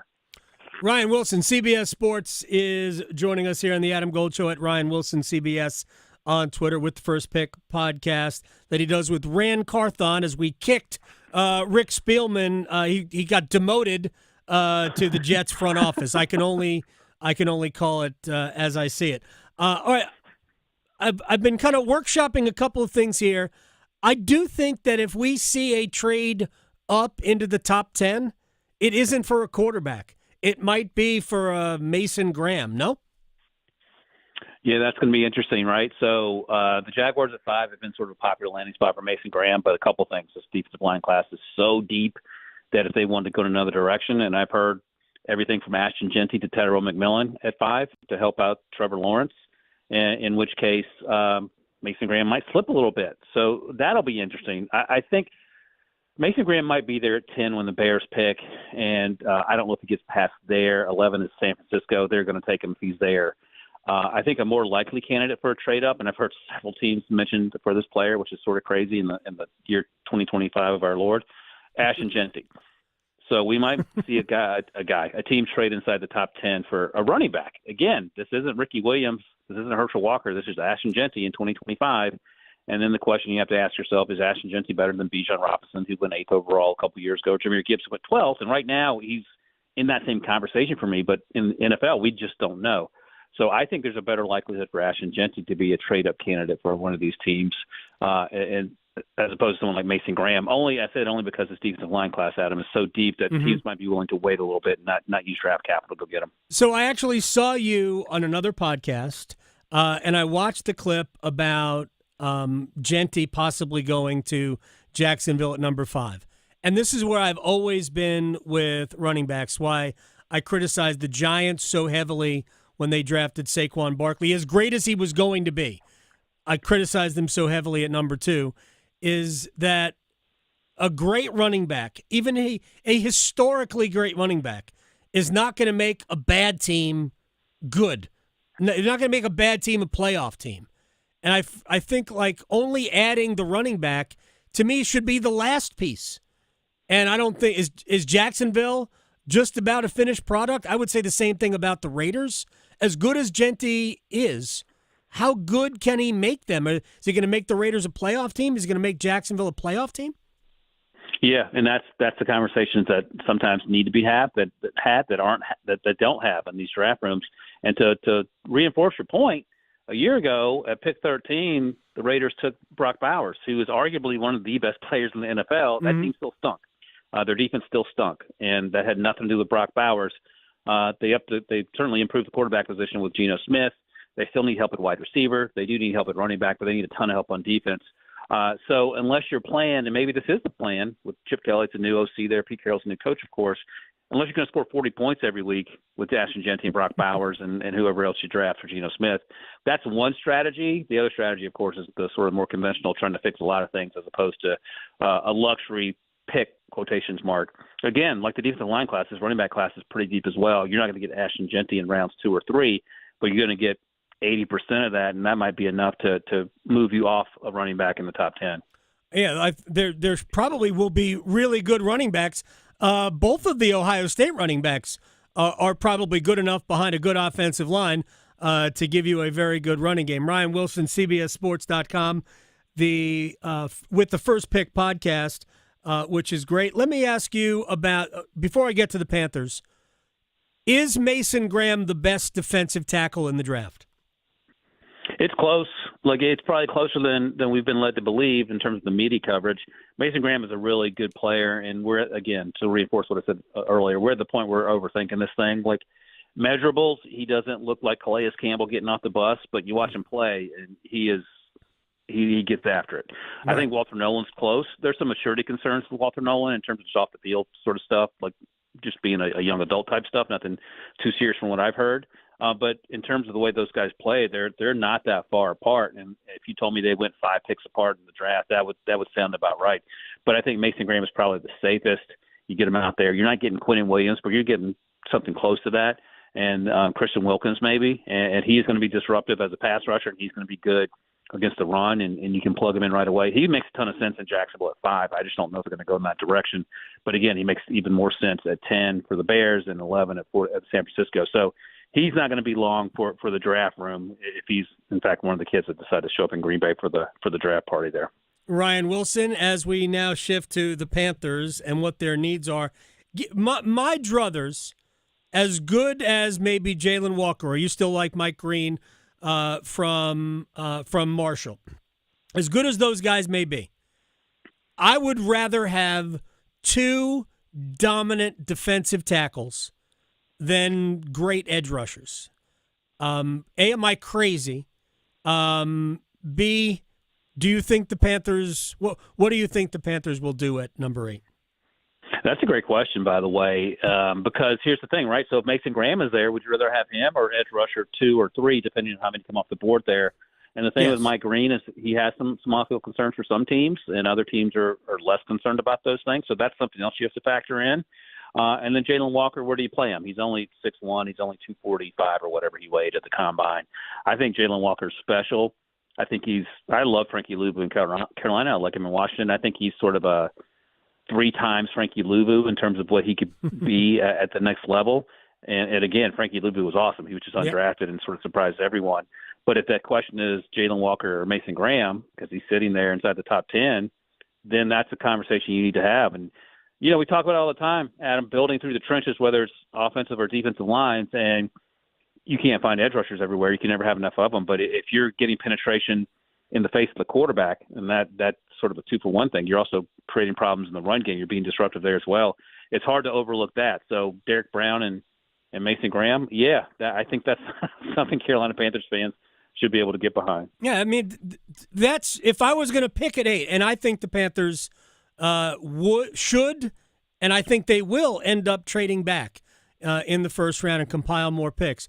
I go back and look at what the Jets did a few years ago when they drafted Sauce Gardner, Garrett Wilson, but also was it Jermaine Johnson or whatever it was? Jermaine Johnson. Yep. And they just I guess they were all first round picks anyway. But They just basically picked up all of their fifth-year options. Like, I think you can get edge rushers even into the second and third round. It might not be the ideal dominant four down edge rusher, but I think you can get guys that help your pass rush later in the draft. I think absolutely. No, absolutely. This draft class especially. You can wait on guys on day 2 and rounds 2 and 3 and even into round 4 because some of these guys are going to get pushed down.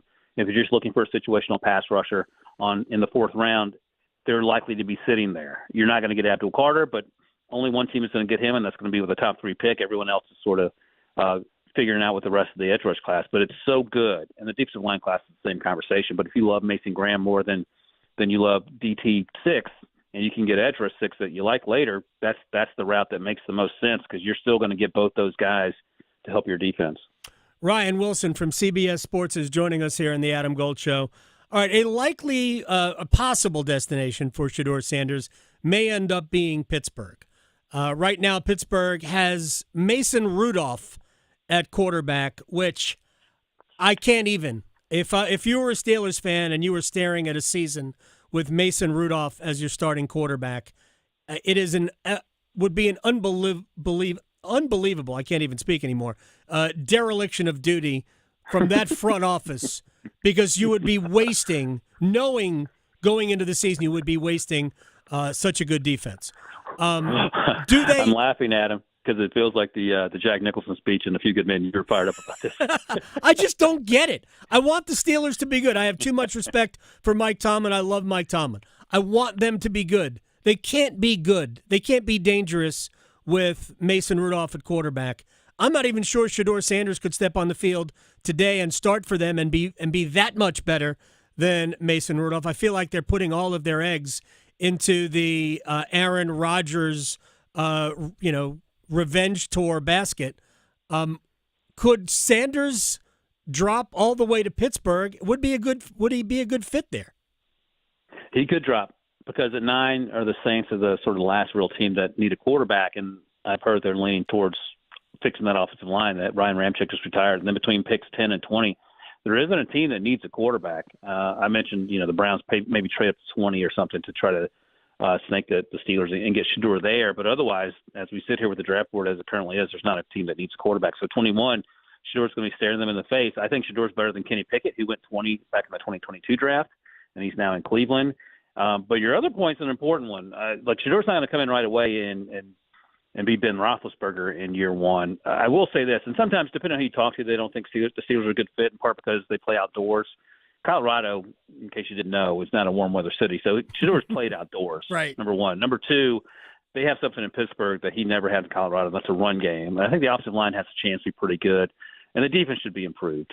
But all that said, and your larger point about the quarterback situation being not great, to put it kindly, I haven't talked to anyone about this, but it rubs me the wrong way as someone who likes the Steelers from a young age.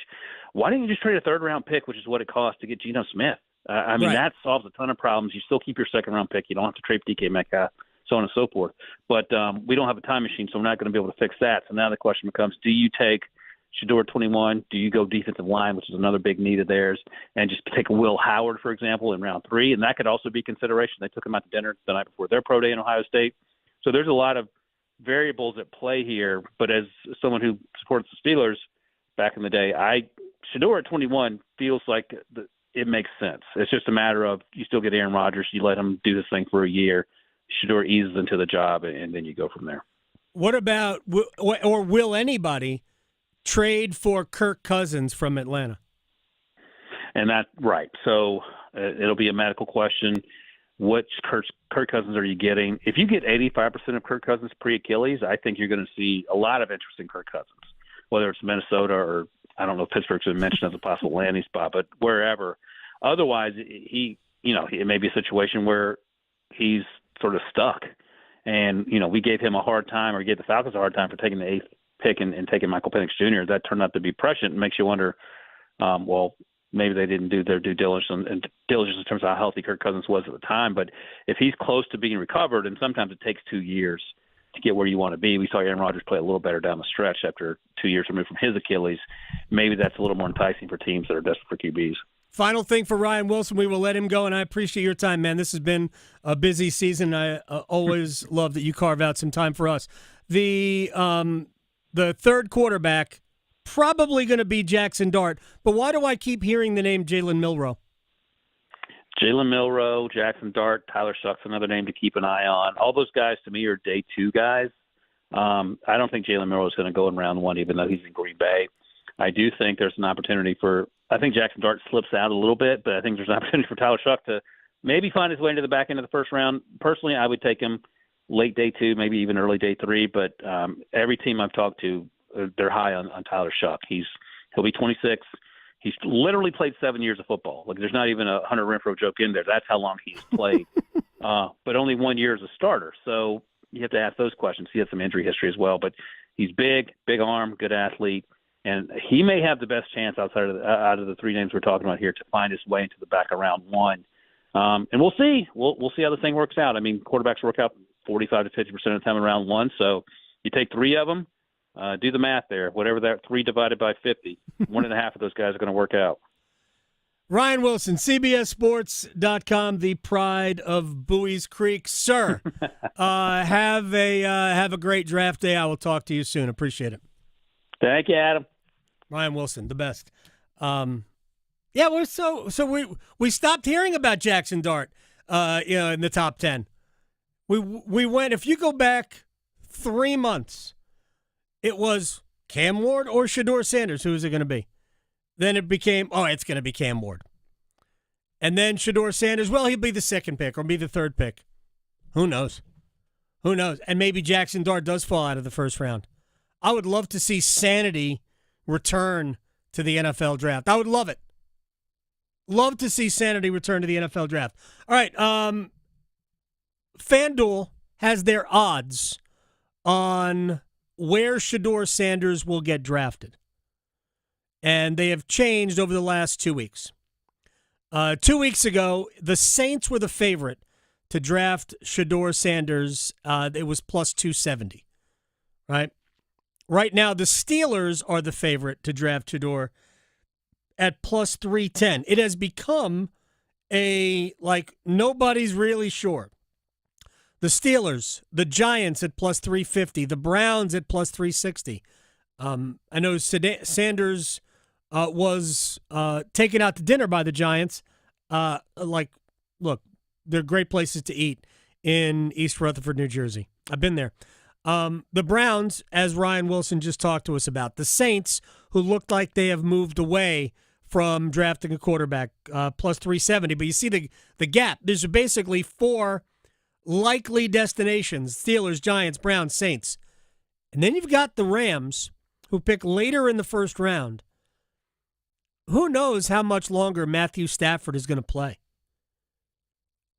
But maybe Sanders goes out there. There's probably not a better coach to play for as a quarterback than other than Andy Reid. Maybe than Sean McVay. Oh, yeah. So love Andy Reid. Yeah, Andy Reid would be the best, but I don't believe Kansas City's drafting a quarterback in the first round. No. Call me crazy. But the Rams plus 1,200, and then the Raiders. Maybe the Raiders trade back, and then they have a quarterback to sit behind Geno Smith. But that doesn't make a ton of sense considering the money you just sunk into Geno Smith. I think the idea is, at best, Sanders sits a year before playing, which is why Pittsburgh theoretically would make the most sense.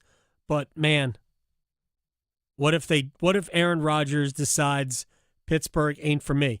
And if I were advising Aaron Rodgers, I wouldn't want that. Yeah. Because what is the standard with Mike Tomlin? The phrase, the standard is the standard, right? They have not been able to live up to that standard because they haven't had a quarterback. It's got to be going on 10 years. You go back to the last few years of the Ben Roethlisberger era. He was, for the most part, really good until about 2/3 of the way through the season when he suffered the inevitable injury, never sat out, and we got to the playoffs. He was broken, couldn't move, and the Steelers' season ended. Aaron Rodgers, if he gets there, and I don't know where else he'd play, if he gets there, The standard will be, well, we got to make it to the Super Bowl or to the AFC Championship game. We got to win a playoff game, which they haven't done in a long time. That's all. That becomes all about Aaron Rodgers. Wow. Should be fun. Well, and Aaron loves that. Even though he says he doesn't. He does. He does like it when it's all about him. He does. Except that all the pressure would be on Aaron Rodgers to do it. Yeah. Right? He had to deal with that in New York. No. I don't think he handled the New York media as well as maybe he could have. All right, when we come back, we will stretch. We'll place bets. Next hour, we will get a breakdown on this series from the Devils' perspective. Our guy, Ben, the stats freak from back in the office, he will come in, and we will discuss Canes Devils Game 2. But next, we will stretch and place bets. Questioning goalie interference calls since day one. The Adam Gold Show on the North Carolina Sports Network. The North Carolina Healthcare Association invites you to listen to this month's podcast, Conversations on the State of Healthcare. There's a major shortage of mental health professionals, especially in rural areas. In our latest episode, produced in partnership with the North Carolina Healthcare Association, Dr. Joseph Pino of Devant Health tells us about an exciting new program that's expanding mental health care in eastern North Carolina. He explains the need, especially among military families. Military families frequently face moves across the country, long deployments, and added stress that comes with military life. And those experiences can lead to anxiety, depression, post-traumatic stress disorder, and other mental health conditions. The stigma around mental health often prevents people from seeking care. Join our latest Conversations on the State of Healthcare wherever you listen to your favorite podcasts, and learn more by visiting nchealthcare.org. It's the first day of the first grade, and she found a new best friend. It's a laid-back Sunday afternoon you wish would never end. The homemade taste of Bluebell and good friends gathered round. The good old days are being made right now. Chocolate lovers are going absolutely bananas over our new Bluebell Banana Fudge. Rich milk chocolate ice cream swirled with a scrumptious banana-flavored ice cream. Your favorite banana fudge bar, now in a carton. The good old days are being made right now. The good old days are being made right now. Look for Bluebell ice cream at your local grocer and pick up your favorite flavor today. Are you struggling with your Medicare drug costs? The NC Department of Insurance SHIP program may be able to help. The Extra Help and Medicare Savings programs are available for those who qualify, but you have to apply. Contact SHIP today to see if you qualify. Visit ncshiip.com or call toll-free at 855-408-1212. SHIP provides free, unbiased help in all 100 counties. Project supported by grants from the Administration for Community Living. Contents do not necessarily represent official views of, nor an endorsement by ACL, HHS, or the U.S. government. It's okay not to be okay. Feelings of loneliness, anger, and worry are completely normal, and you're not alone. If you need help coping, call, text, or chat the free 988 Suicide and Crisis Lifeline. Someone is always there to talk, day or night. Together, we will find the care that works for you. Just call, text, or chat 988 anytime to talk to a trained counselor who will listen, provide support, and connect you to other resources that can help. Let's get through it together. Brought to you by the North Carolina Department of Health and Human Services. Agriculture drives our local economy. I'm Lee Ivey, director of the Agriculture Institute at NC State University, and we are looking for our next generation of leaders. If you want to make a difference and help feed the world, join us at the Ag Institute, where we grow successful graduates, productive futures, and rewarding lifestyles. We offer 2-year degrees and hundreds of internships. Learn more online by searching NC State Ag Institute. Deadline for fall enrollment is June 1st. 2 years, 1 degree, endless possibilities. From the mountains to the coast, there is tremendous pride in North Carolina agriculture. NC Forever Farms is a program recognizing family farms that are protecting precious working lands vital to the future of agriculture. Through permanent agricultural conservation easements, these NC Forever Farms will always be protected from development. Learn more about preserving family farms through the Farmland Preservation Division of the North Carolina Department of Agriculture and Consumer Services by visiting ncadfp.org. This is Adam Gold. 80-second mark, I scream in the booth. I screamed in the booth. Why the heck is he still on the ice? Did you say it in Finnish?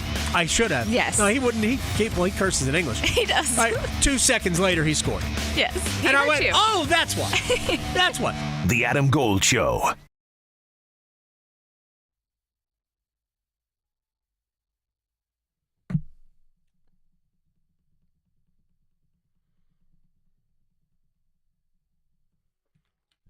It's the Adam Gold Show. I am Adam Gold. Victoria is on the ones and twos.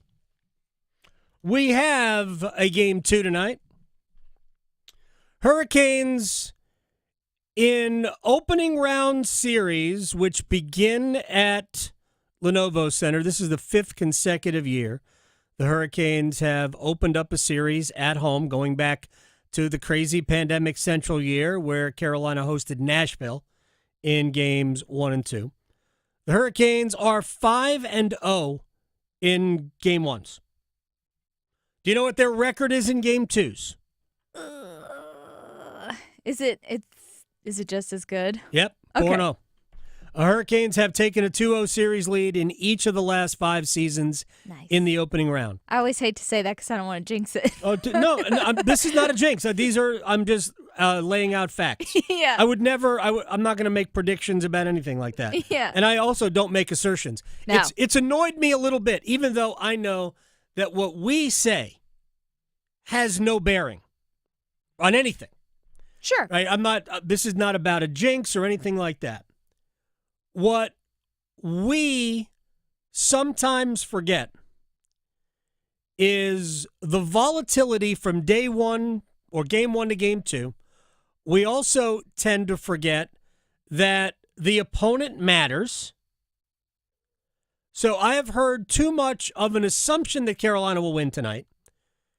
The team that Carolina put on the ice and played the way they did in game 1 will almost certainly win tonight. But you have to play that way. And we have no idea if they will. We hope they will. We can even assume that they will. But there is the chance that they don't. There's also the chance that you're too aggressive early, you end up taking a penalty, and all of a sudden you get a fluke, and it's in your net behind Freddie Anderson, and now you're chased the game, and you've given the Devils life. So the Devils have some really good players. I think the absence of Jack Hughes definitely has, in my mind, as I look at them, they're not as dangerous as I really thought that they were going to be. I thought the real advantage they had in this series coming in was Jacob Markstrom in goal. That wasn't an advantage in game 1. Yes, you could say that Markstrom made 41 saves or 42, whatever it was. Made a bunch of saves. You could say that. I think it was 41 saves. But I don't think he was awesome. I think Carolina could have scored more, maybe should have scored more. I don't think they made Markstrom make a ton of great saves, and Carolina still should have scored a few more goals. They did it a couple of posts. Roslovic on the power play off the inside of the post. But Carolina completely controlled the game. That Carolina wins the game again tonight. But we don't know what it's going to look like in New Jersey. We don't know how, when Rod doesn't have the ability to control the matchup, who he puts on the Nico Hischier line. We don't know what that's going to look like. And we also don't know what Anderson or Kochetkov in goal would look like in a game 3 or a game 4. No idea. But I will say this. For the people who think that we have to readjust our playoff thinking, what is the potential for this team? The Devils, since the first of the year, have played like a lottery team. The Capitals or the Canadiens would be a completely different animal in the second round. Completely different. All right, it's time to stretch. Okay, so since today is Earth Day, I saw this article and thought it was interesting because it made me think and reflect on myself. So, how many old, technology things would you have? Say, phones, just old devices, would you say that you have but you never use because it's old? We have so many old stereo components. Oh, yeah. Literally, we have 3 receivers, a tape deck, 2 tape decks. We have no 8 tracks. My wife was thinking about getting a turntable. Oh, really? Right? And going back and getting vinyl, right? Yes. And we have receivers, but they haven't been plugged in. Yeah. 8 years? Who knows how long? Yeah, years. Yeah. I know. So, yeah, we have a lot of those. We don't have DVD players anymore. We don't have any of that. I know. And see, this is where I've always been torn on whether to keep something, because in this article that I was reading, it said about a third of Americans hold on to old devices, and that includes things like your cell phones, video game consoles, laptops, cords, things that you might need for your phone. We have tons of cords. I don't even know why we have them. I have cords that I don't know what it goes to. So I have them if I need them, but who knows what it goes to. So I just think back, a lot of us still hang on to that stuff because some of us are also well, you never know if you need this. But I think back, too, to my old cell phones. I used to have, I think it was called a Crazer back then, and it was lime green, and I just would like to have it to be now we have these mini computers in our pockets, and back in the day, that's back when you could slam a phone, when you wanted to end a call and it actually be. Yeah. Oh, yeah, slam the phone we down. We don't have a receiver now, so now back then you could smack it.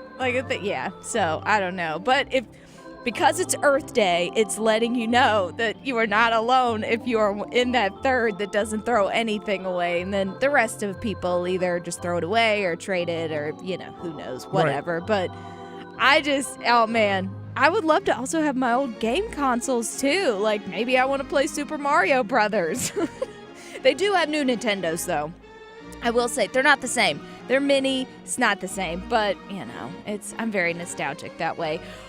Maybe, though, we could have some good bets. Place your bets. Here we are. I bet you slice into the woods $100. Gambling is illegal at Bushwood, sir, and I never slide. Okay, you can owe me. I owe you one. All right, I don't think I got anything right yesterday. Yeah. Which is fine. I think I went 1 for 3. That's because what was it? The Caps won, but I took the over and it was the under, so no good. But today's a new day, and I'll start with our Carolina Hurricanes. Obviously, game 2 with the Devils. Give me Jackson Blake to be an anytime goal scorer, because I just would love to see him get something tonight. So he is plus 300, though, which seems like good odds. So Jackson Blake, anytime goal scorer, plus 300. Yeah, Carolina's top line, it's weird. Carolina's top line in terms of possession and scoring chances didn't necessarily have a great game, but I thought they were really good. Yeah. Maybe they were just really good defensively because they didn't give up a ton, but they did not generate a lot of scoring opportunities. I look for that to be a little bit different tonight. We're going to start, though, with Game 2, Toronto and Ottawa. 3 weeks ago, I thought Ottawa was going to win that series. Mm-hmm. I think that could end up being a sweep. I like Toronto in that series a ton. And I think Ottawa is a year away from being legit. I think the Senators are going to be heard from. I just don't think it's this year. Give me Toronto minus a goal and a half, over 5.5, plus 280. Next up, the super late series to start, the Panthers versus the Lightning, a Florida battle. You know what? This is going to be a fun series, but I think for today, I've got to go with the Lightning at home, and I'm going to go under 5.5. That's plus 235. All right, so I love Tampa a ton in this series. So, yes, I'm going to agree with that. And plus, I'm going to give you a goal scorer for tonight for Carolina. Jordan Martinook gets a goal tonight. I think that line will be the difference in this series. We already had one from Logan Stankoven where Martinook got the assist. So give me Martinook anytime goal scorer plus 650. Questioning goalie interference calls since day one. The Adam Gold Show on the North Carolina Sports Network. Joint pain in your knees, shoulders, or lower back. It can stop you in your tracks. At DaVita Med Spa and Wellness, we offer a revolutionary course of treatment that can eliminate your joint pain and have you back to your old self in no time. Our regenerative therapies actually help repair damaged tissue to eliminate the pain without risky invasive surgery. If you suffer with joint pain and have been told your only options are medications, steroid injections, or surgery, DaVita Med Spa and Wellness offers non-surgical solutions using your body's own cells with minimal downtime and long-lasting results. Experience personalized, compassionate medical care at its best. Call our office now and see how you can get real, long-lasting relief from joint pain through regenerative medicine and the medical experts at DaVita Med Spa and Wellness, spelled DVIDA. Call 984-333-1313. That's 984-333-1313. 984-333-1313. Interest rates have plummeted. It's time to call Loan Pronto. Hey, it's Dennis Cox. If you're looking to get cash out of your home equity, refinance out of a high rate, or do a home improvement project, Loan Pronto can make it happen in a matter of days. Take advantage of this opportunity and get tens or even hundreds of thousands out of your home equity. Pay off all your credit cards. Pay off your car loans. The average homeowner cuts their monthly bills by $1,000. Get more info at loanpronto.com. Inflation and higher costs have put a lot of people in a stressful financial situation. But if you own a home, there's a way out. Loan Pronto has multiple options that can help you get the financial freedom you deserve. Most homeowners get their cash in less than 2 weeks, and most don't even need an appraisal. Do the smart thing. Stop paying insane rates on those credit cards. Wipe them all out. Get a lower mortgage rate. Get some money for that home improvement project. It all starts by getting in contact with the experts at this, Loan Pronto. LoanPronto.com or call 919-381-1760. LoanPronto.com. Equal housing lender. NMLS 1661781. Subject to lender approval. NMLSConsumerAccess.org. We're with Kevin of Fairway Green. Everybody wants that curb appeal, don't they? Yeah, during certain times of the year, people are really amazed on how fast we can turn that lawn around, clean up those weeds, get that color back, especially if they're going to try to sell the home or present the home for a wedding or whatever event they may have going on. And Fairway Green makes it easy. Yes, if you contact us, we'll be out, leave a very detailed lawn analysis, and give you a good plan of action. Nobody beats a Fairway Green lawn. Get started now. Go to fairwaygreen.com or call 919-329-0095. Organize easy. Organize tough. Customize your work truck or van with upfit solutions from Van Products. Steel and aluminum shelving, toolboxes, data files, cabinets, drawers, conduit carriers, ladder racks, everything safe and secure. Everything built as unbreakable as you by Adrian Steel. Backed by the best warranty in the business. 3 years, 36,000 miles. Everything custom installed by Van Products so you know it's done right. From a single work rig to a fleet, choose custom installed upfit solutions from Van Products. Charlie did not die from an overdose. Charlie was poisoned. No other family should go through this. It's just horrific. Go to safe.pharmacy. Use the free tool. Learn if the online pharmacy you're using is safe.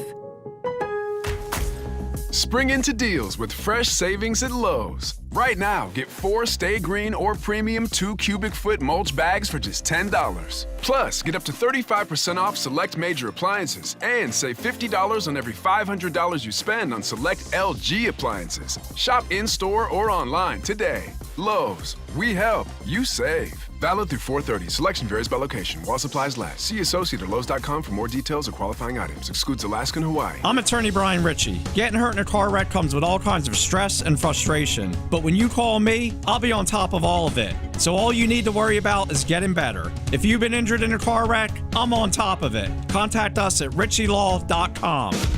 Broadcasting live from the Lenovo Studios. WCMC HD1 Holly Springs. 99.9 The Fan. The Triangle Sports Leader.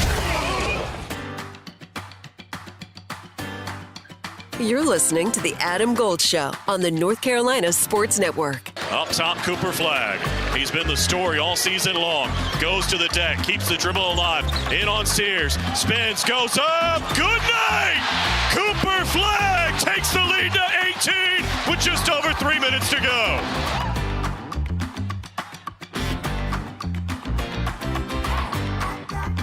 Oh, man. We hardly knew ye. No, we knew what was going to happen with Cooper Flagg.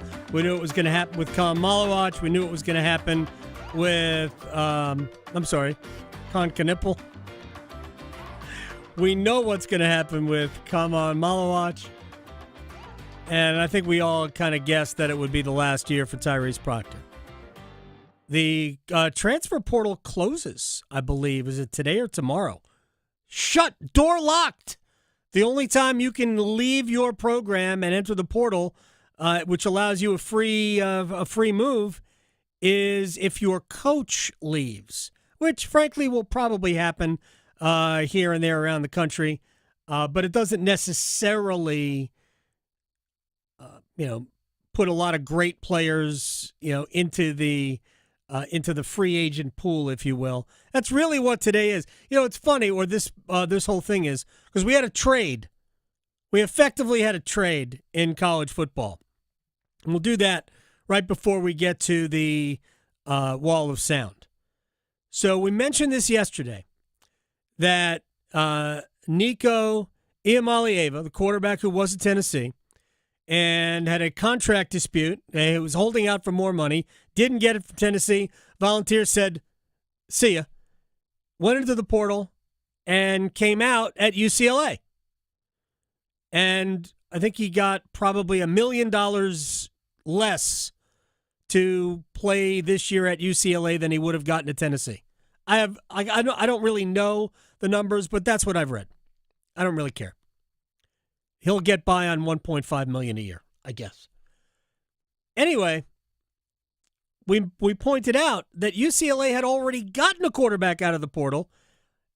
App State's Joey Aguilar left the Mountaineers, ended up at the Bruins, and now he's got Nico Iamaleava there. Well, I ain't going to play. He goes back into the portal. Where did Iamaleava play last year? Tennessee. Where did Joey Aguilar reportedly end up? Tennessee. A trade! Worked out great. Also, as an aside, I mentioned this yesterday, Nico's younger brother, Madden Iamaleava, was an early commit to UCLA. They're from Southern California. He was an early commit to UCLA, and then when it came to signing day or whatever, he flipped his commitment to Arkansas. He's now back at UCLA. And Arkansas, by the way, is mad, and they're threatening to essentially go after, I don't know, they want a buyout. This is going to get messy. Very, very messy. Man, schools are in the position now of acting like professional teams, which is really what they've been for quite some time. Culture shock coming to college football. And by the way, for the person who said to me on Twitter, this is killing college football, I responded, you're right, nobody is going to watch this year. Everybody will watch. Maybe more this year than last year. Let's go into the Wall of Sound. The Wall of Sound is a function of this studio. There's no doubt about it. All right, let's get to it. Rod Brindamore met the media today. Jordan Martinook apparently met the media today as well. I also spoke to Jordan Martinook for the pregame show, and Sebastian Aho for the pregame show, and Rod Brindamore for the pregame show. All right, let's get to Game 2 based on Game 1 and how he knows the Devils will come out. I mean, full head of steam. Rod Brindamore's expectations for how Carolina needs to deal with it. I mean, I think we're going to try to keep doing what we're doing. You're always making slight adjustments. I think we could be better. There's certain areas that we could definitely be better in. And, as the game goes on, both teams are kind of seeing how that's working. but I don't want to change too much. All right, Jordan Martinook was one of the magnificent seven, if you will, left out of the last 2 games of the regular season. So he basically sat around for a week. Didn't sit around. They skated, they practiced, whatever. So Jordan was asked, I did not ask him this, Jordan was asked how the rest might have helped him and some of the other guys. I think you just get feeling better. Obviously 80 games, 79, it's hard on the body, and I'm not a young spring chicken anymore, so you gotta rest the body when you can, and obviously we had the luxury of doing that. And but last night you just thrive off the emotion of the game, and you're ready to rock. And obviously the rest was good, and just hopefully can keep me going. Yeah, I mean, that line was very, very good. All right, now, Rod Brindamore, because this is a real thing. I know people want Alexander Nikishin to play with the Hurricanes. And I noticed this when I looked at the lineup Sunday, that Nikishin was not on the lineup sheet. Riley Stillman, who was here, he was on the lineup sheet. Not that he was playing, because you list every player on the roster. Heck. So the truth of the matter is, even Ruslan Kazayev, the goalie, who is never going to play in the playoffs unless both guys get hurt. Heck, they might even use George Alves before they use Ruslan Kazayev. He's on the team sheet. Alexander Nikishin is not. And the reason for that is that he hasn't actually signed the contract yet.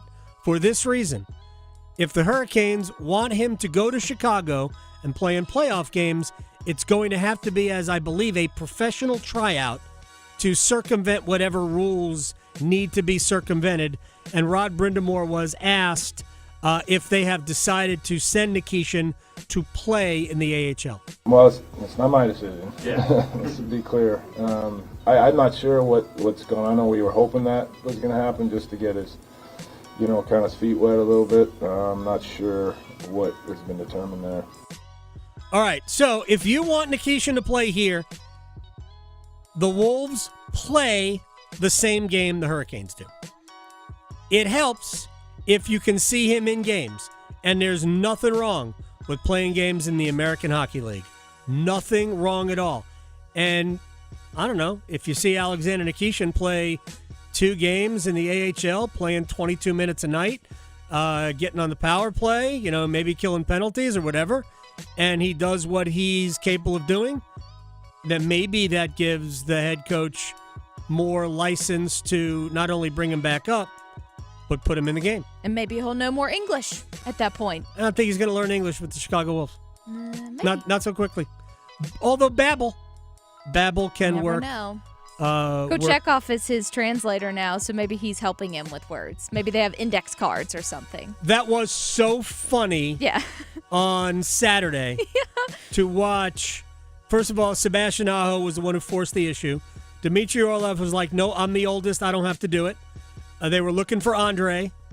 Andre was still on the ice shooting, and Aho went, PK. I don't know what he called him, either PK or Piotr.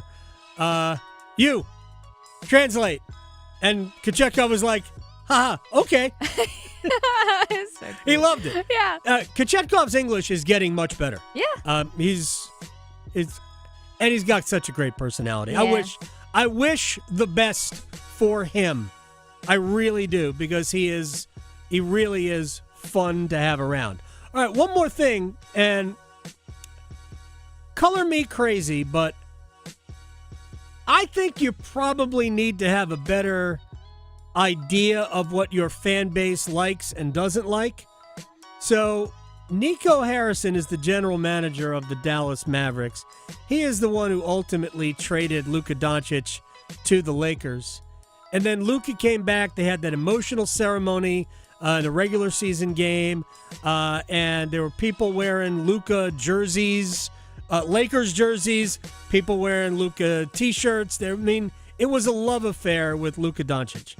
And Nico Harrison yesterday said he didn't realize how deep that was. I did know that Luka was important to the fan base. I didn't quite know it to what level, but really the way we looked at it is, if you're putting a team on the floor that's Kyrie, Clay, PJ, Anthony Davis, and Lively, we feel that's a championship caliber team, and we would have been winning at a high level, and that would have quieted some of the outrage. And so unfortunately we weren't able to do that, so it just continued to, go on and on. I didn't realize? How can you be that ignorant? I know. Why are you so disconnected from your fan base? I didn't realize they loved Luka Doncic the way they did. Got billboards all over town to Luka Doncic. Wow. You shouldn't admit that. I'm surprised that he actually admitted that. Sometimes, say less. Yeah.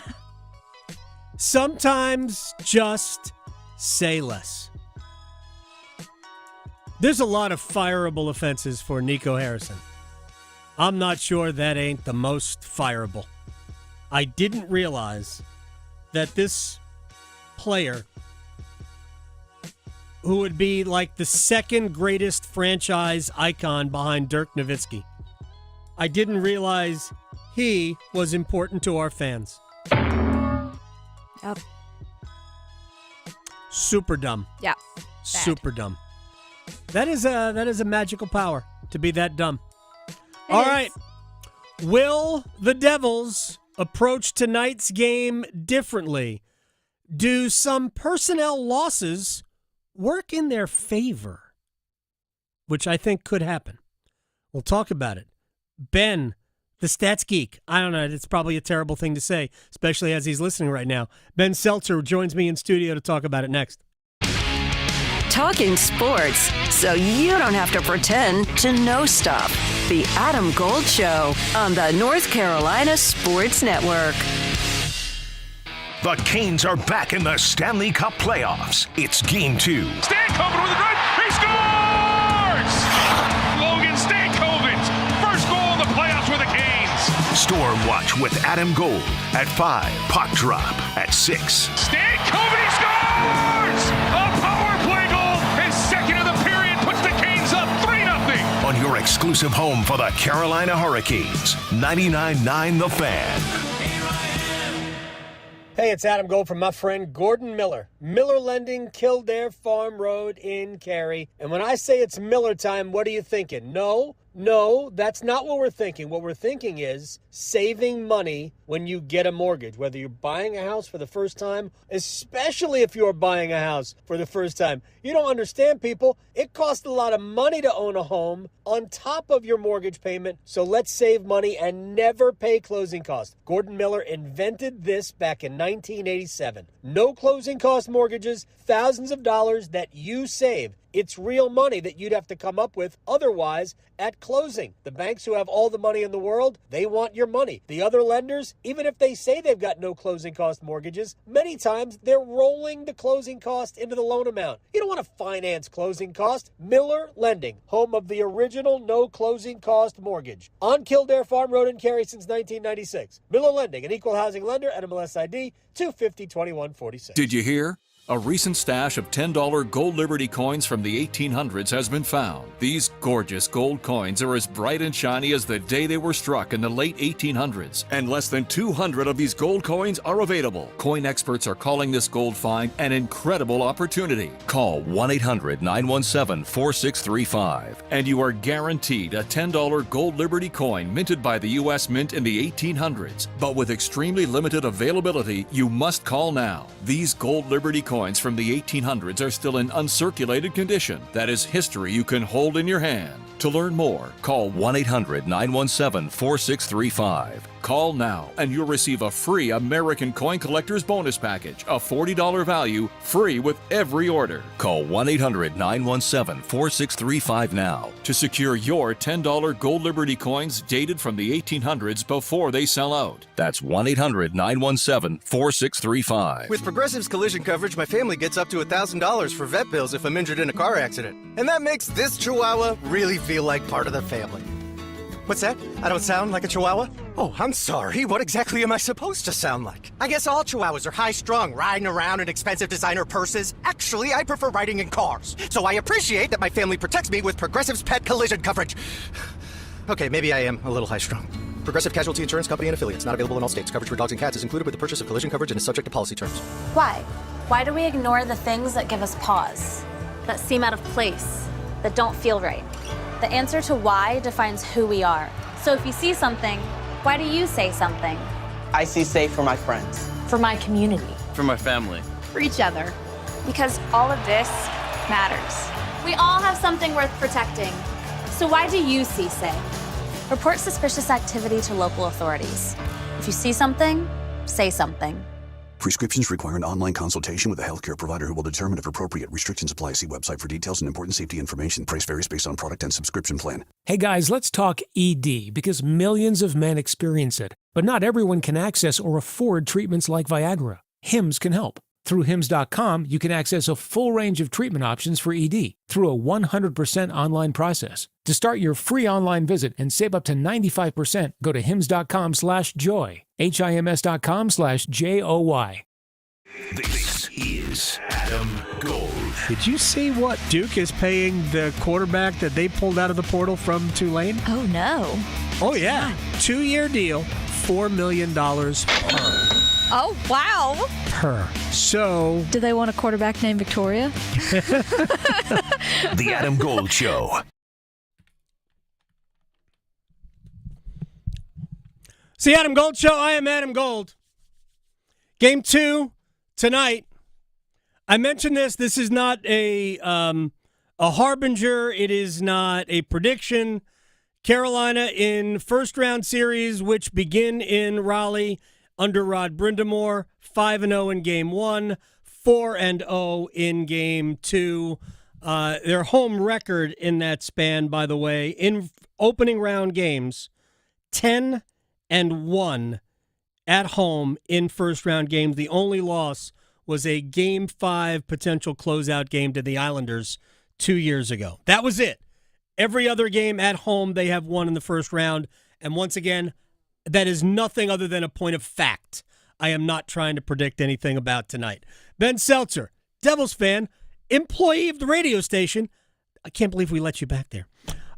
Is with us in studio. And all right, you've got thoughts. First of all, before we get to some of the numbers that you've got, overall impression of what we saw in Game 1. It's just around the same. Hurricanes coming out, dominating. They're just relentless, overwhelming, and Devils couldn't handle it. Right. I thought Marchand played well. He was the reason it wasn't 8-1. Right. Could have been. Yeah. It could have very easily been. I don't know how many great saves he had to make, but he's a big body. Yeah. And he was mostly in position to make saves. And it's something they've been missing for quite a while. Right. Just watching that game, 3 minutes in, early goal, Jalen Chatfield. I'm just like watching along, looking for stats along the way, and I'm seeing, he scored 3 opening goals during the regular season, led all Hurricanes defensemen. And then I'm trying to look for some positive for Devils. When the Hurricanes opened the scoring versus the Devils in the regular season, the Devils were 2-0-0. So I'm like, okay, maybe this could be good. Maybe it could be good.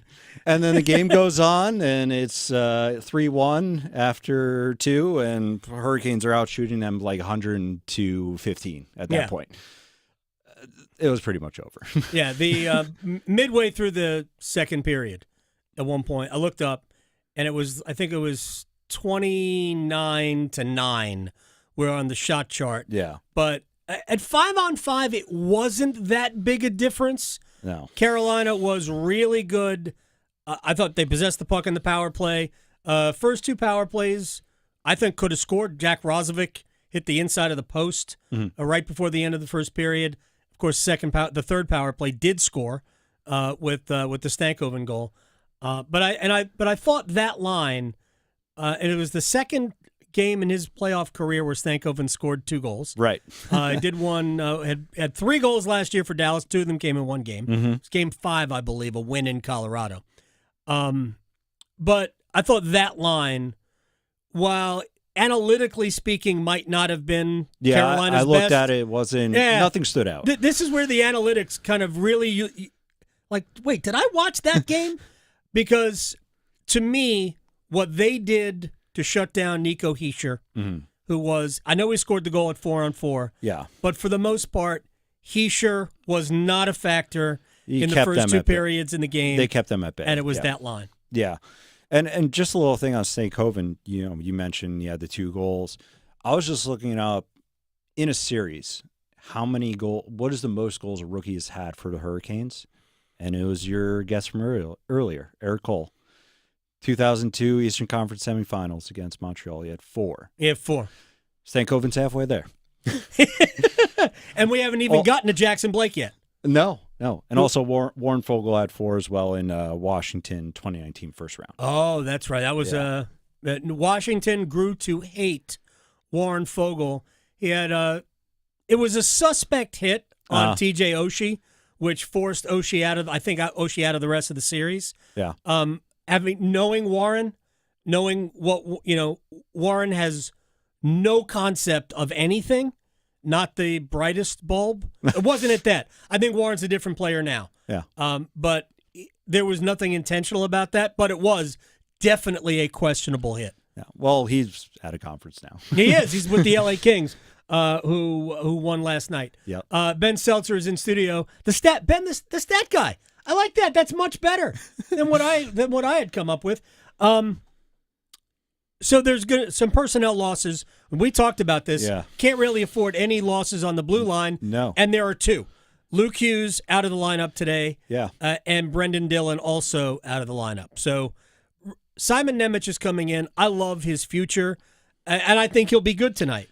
Just 21 years old. Right. The other guy coming in, Dennis Chalowski. Journeyman. Yeah. Who has never played a playoff game, even though he's been in the league 7 years. Yeah. And he's bounced around.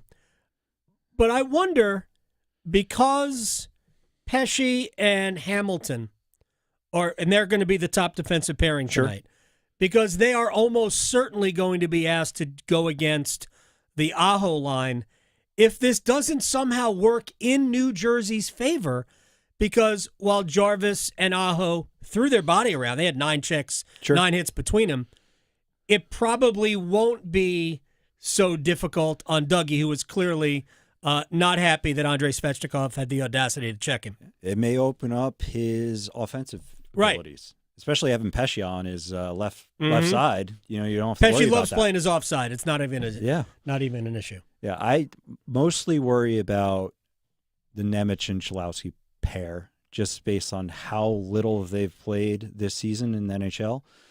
Nemec, he played 60 games last year because of Dougie injury.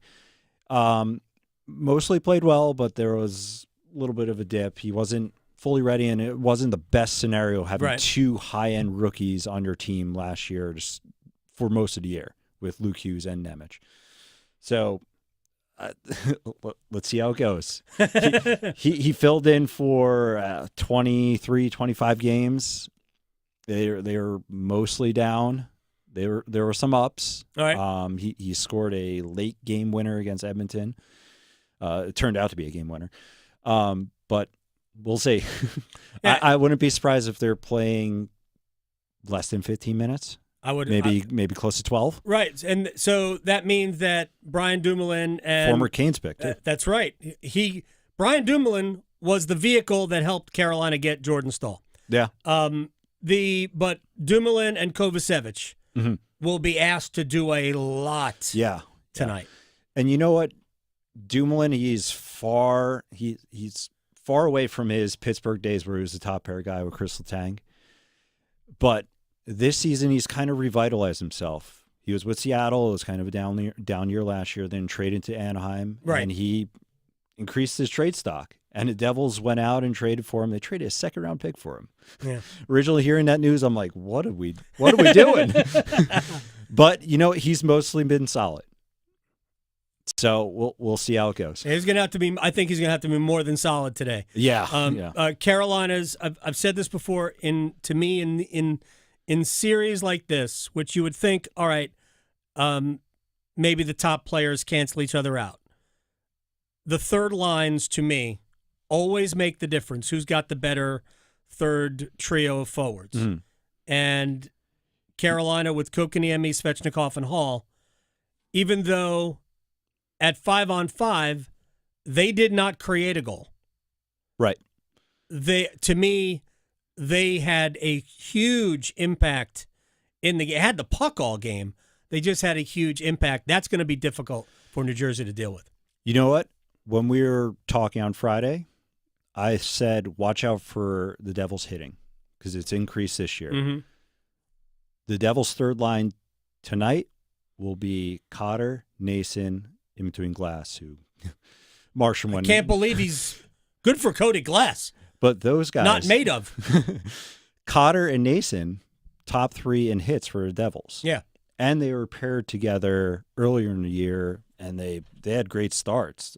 Cotter started off with 6 goals in 12 games. Mm-hmm. Nason had 5 goals, 12 points in 13 October games. So now they're back, and that could be a kind of a crash line.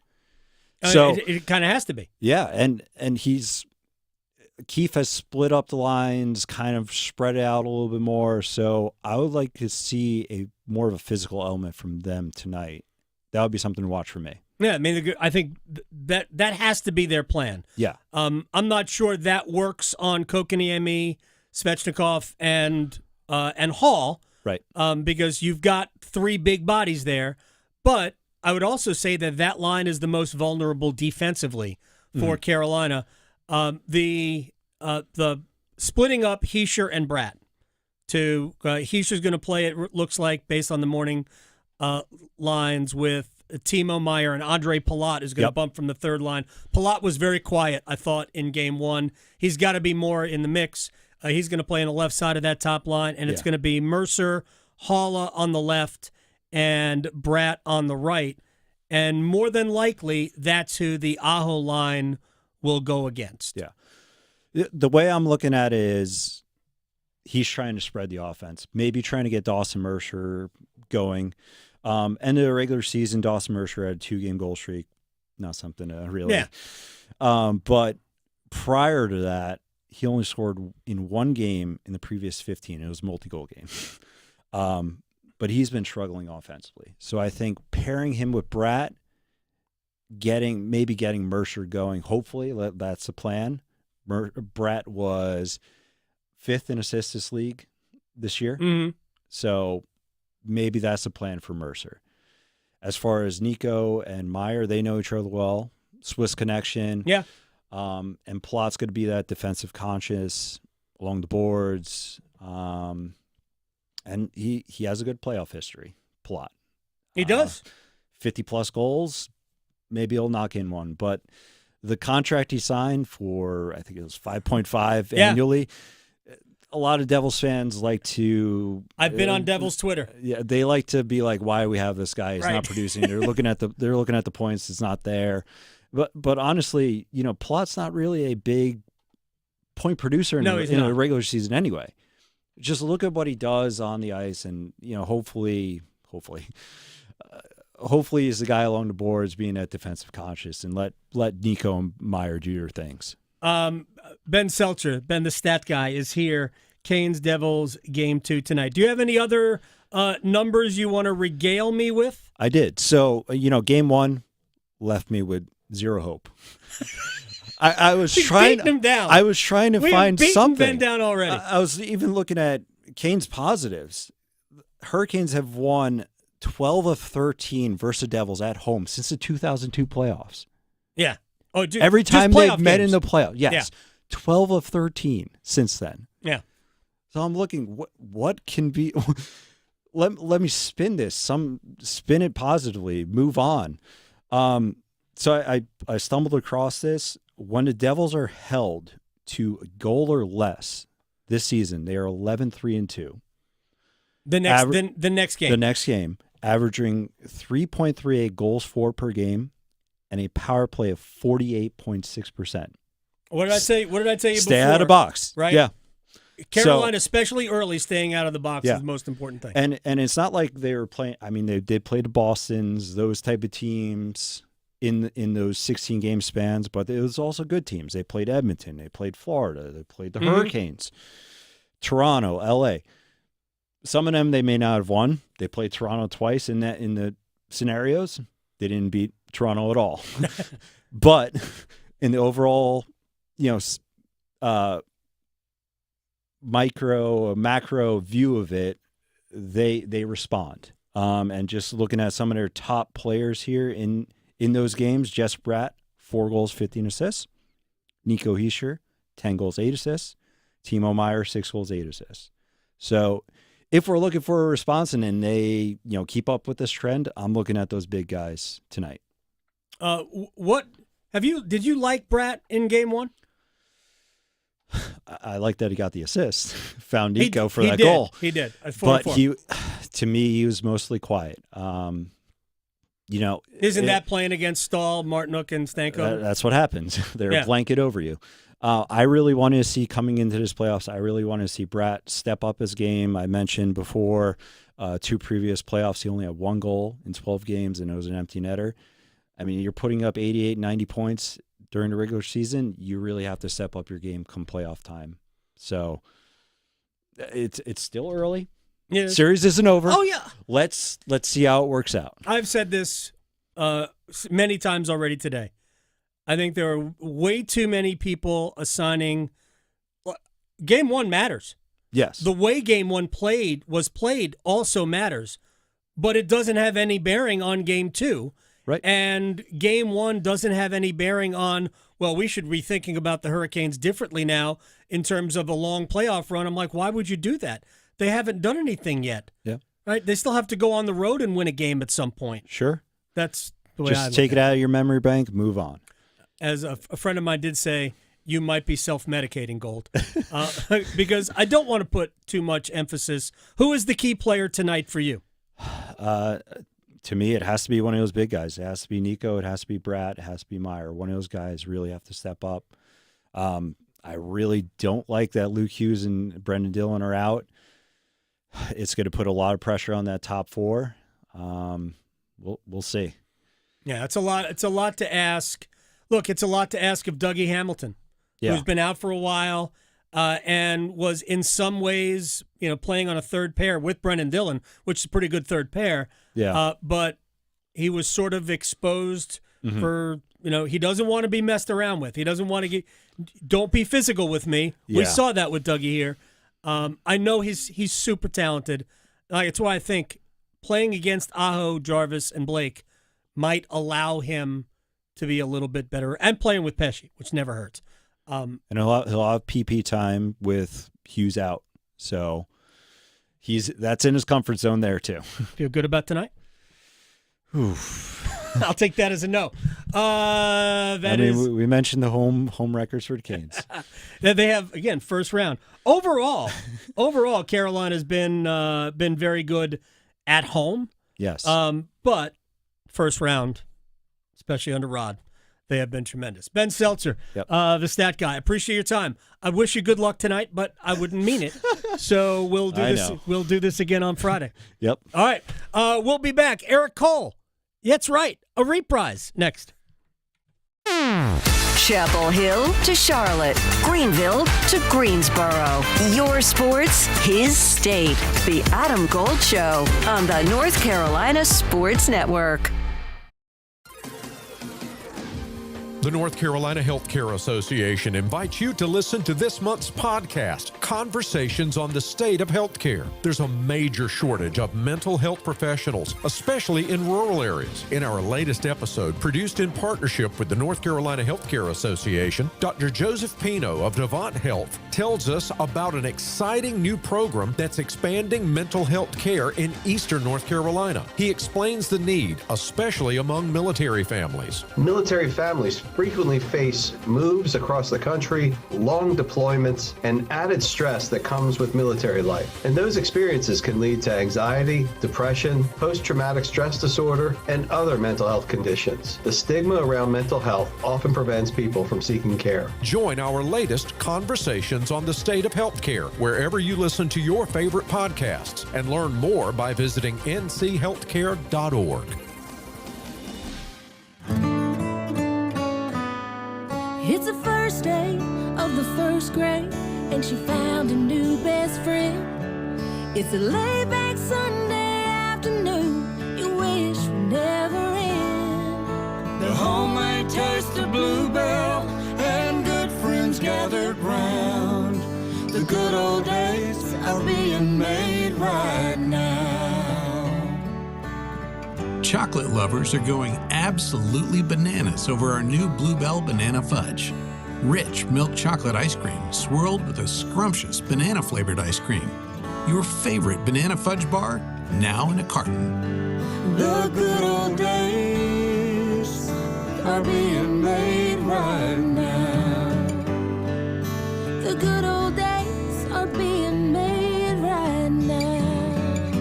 Look for Bluebell ice cream at your local grocer and pick up your favorite flavor today. Are you struggling with your Medicare drug costs? The NC Department of Insurance SHIP program may be able to help. The extra help in Medicare savings programs are available for those who qualify, but you have to apply. Contact SHIP today to see if you qualify. Visit ncship.com or call toll-free at 855-408-1212. SHIP provides free, unbiased help in all 100 counties. Project supported by grants from the Administration for Community Living. Contents do not necessarily represent official views of, nor an endorsement by ACL, HHS, or the U.S. government. It's okay not to be okay. Feelings of loneliness, anger, and worry are completely normal, and you're not alone. If you need help coping, call, text, or chat the free 988 Suicide and Crisis Lifeline. Someone is always there to talk, day or night. Together, we will find the care that works for you. Just call, text, or chat 988 anytime to talk to a trained counselor who will listen, provide support, and connect you to other resources that can help. Let's get through it together. Brought to you by the North Carolina Department of Health and Human Services. From the food we eat to the clothes we wear, agriculture touches every corner of our daily lives. I'm Lee Ivey, Director of the Agricultural Institute at NC State University. With the world's population growing, we need people equipped and trained to meet the needs of our future. In our program, we rise to meet that challenge every day, and our students are engaged and invested. Learn more about our program online by searching NC State Ag Institute. Deadline for fall enrollment is June 1st. 2 years, 1 degree, endless possibilities. From the mountains to the coast, there is tremendous pride in North Carolina agriculture. NC Forever Farms is a program recognizing family farms that are protecting precious working lands vital to the future of agriculture. Through permanent agricultural conservation easements, these NC Forever Farms will always be protected from development. Learn more about preserving family farms through the Farmland Preservation Division of the North Carolina Department of Agriculture and Consumer Services by visiting ncadfp.org. This is Adam Gold. 80-second mark, I scream in the booth. I screamed in the booth. Why the heck is he still on the ice? Did you say it in Finnish? I should have. Yes. No, he wouldn't. He curses in English. He does. All right, 2 seconds later, he scored. Yes. And I went, oh, that's why. That's why. The Adam Gold Show.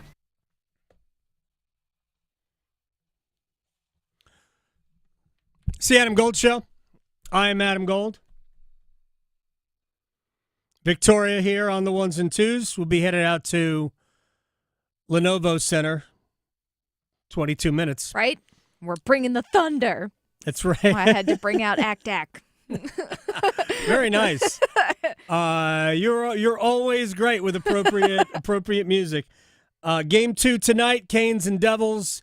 Very important. I said this earlier. Incredibly important that Carolina maintain a level of discipline without sacrificing how they went about their business in Game 1. Now, they ended up taking the first penalty, but they had already had a 1-0 lead at that point. Chatfield scored. Chatfield also took the first penalty. So, I don't know, if Jalen wants to do that again, I guess I'll be fine with it. But you don't want to put New Jersey on the power play. Excuse me, because to me, that is the equalizer for tonight's game.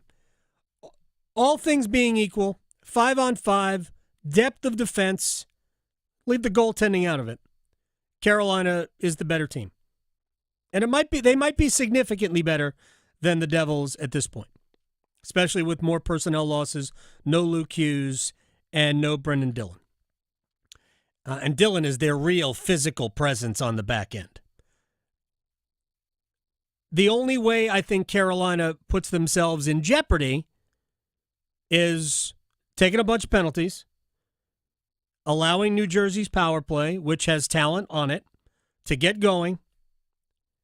The other thing is, and it will be Frederik Andersen tonight, Freddie's got to play well again. He played well. He wasn't awesome. He didn't have to be awesome.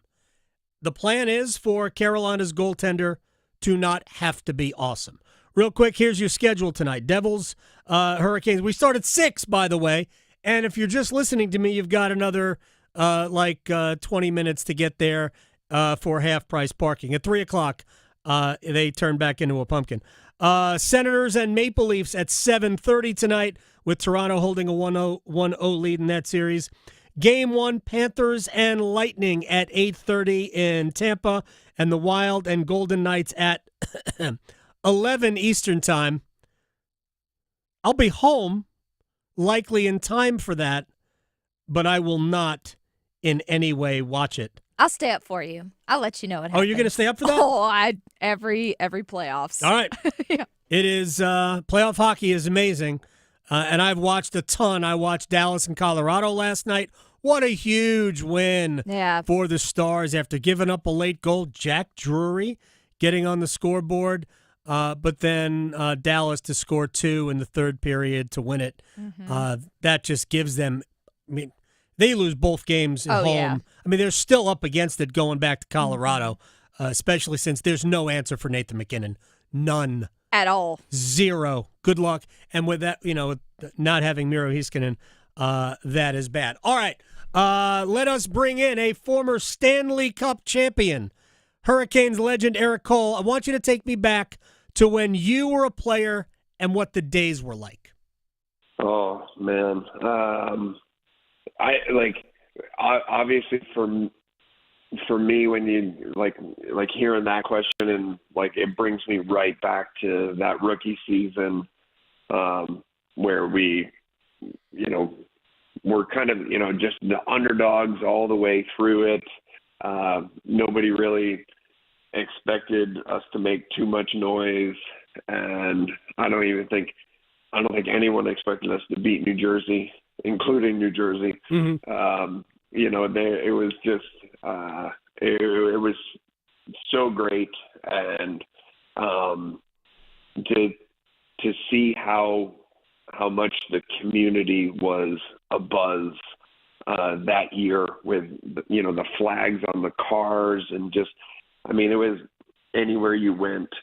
I'd be sitting at a stoplight and people would be honking their horns and everything.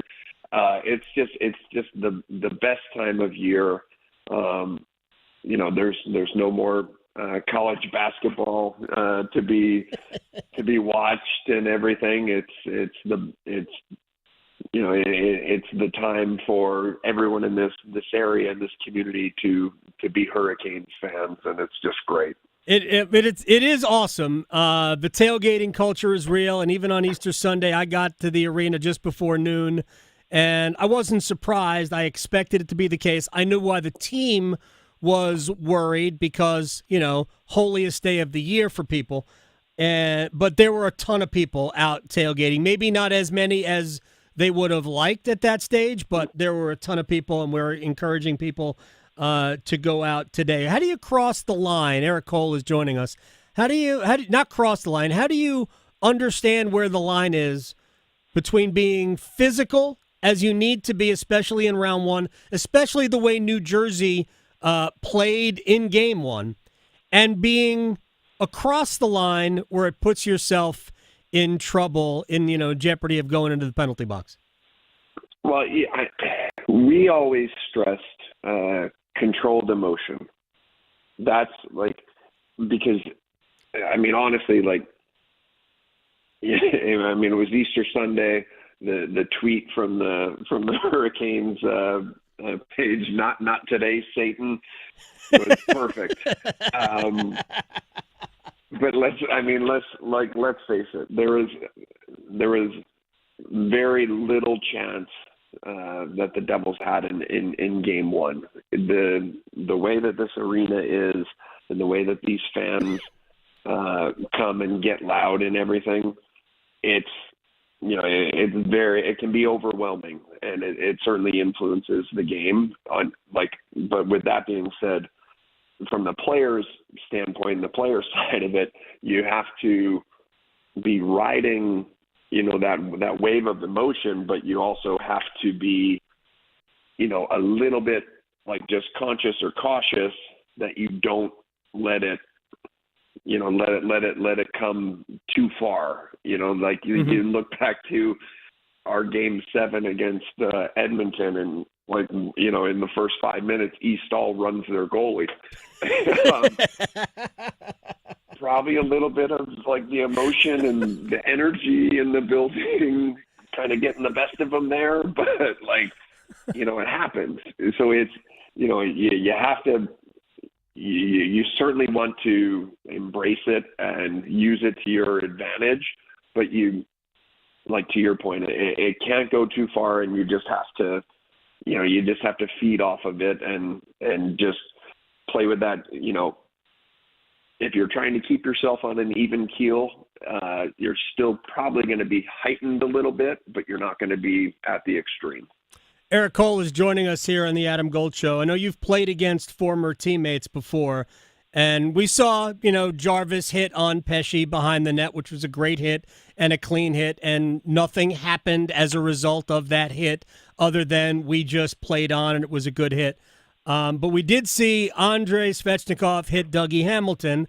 Dougie did not appreciate that, slashed Andrei after the play. How is it playing against former teammates, especially in this kind of an environment? Just from your experience, is it more difficult because you might not go at it with the same level of aggression? How do you convince yourself to do it? No, no. When you're playing for the Stanley Cup, if anything, to your point of same level of aggression, no, you amp it up another. And for me, anytime I came back here when I was playing for another organization, I played hard. I wanted to win. I wanted to beat them. It's even that more magnified during the Stanley Cup playoffs. And I mean, if I'm being candid here, is anyone surprised that Dougie Hamilton got hit in the playoffs and was upset about it? I can't. I can never get out of my mind again in that Washington series when he didn't want to go into the corner first and make a play on the puck and probably have to take a hit from Ovechkin, who's a big man and he can throw his weight around out there.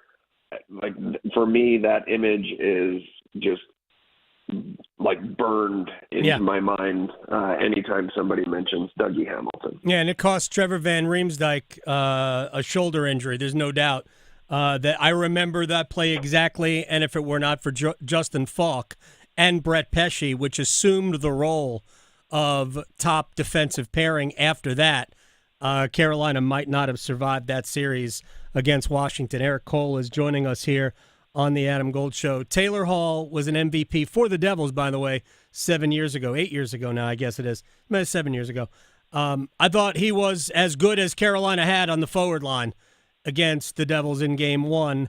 What is it about being with a new team that, especially when you're coming from situations where they weren't winning, that can just energize a player? Because I think Hall has been a difference maker really since he got here. Absolutely. I mean, you look at his like whole career path and where he's been. First round draft pick, and he goes into the Oilers. Probably earlier than he should have. Like maybe he wasn't like quite ready, but it was kind of, those were the years that all the teams were just saying, you know what, like he's young and we're just gonna. We did it with Skinner. Like he's young, he's gonna make mistakes, but we're gonna live with it. We're gonna deal with it. And to see his, how he's matured through his career and the stops that he's made and everything, and then most recently being in Chicago, where I mean, let's face it, it's tough times in Chicago right now. I know they magically won the Connor Bedard sweepstakes, but yes, magically, yeah, but it's a situation where he goes from there where it's just hard every night, and you come here to Carolina with Roddy's culture and the culture that's in this dressing room and like just the team atmosphere and everything.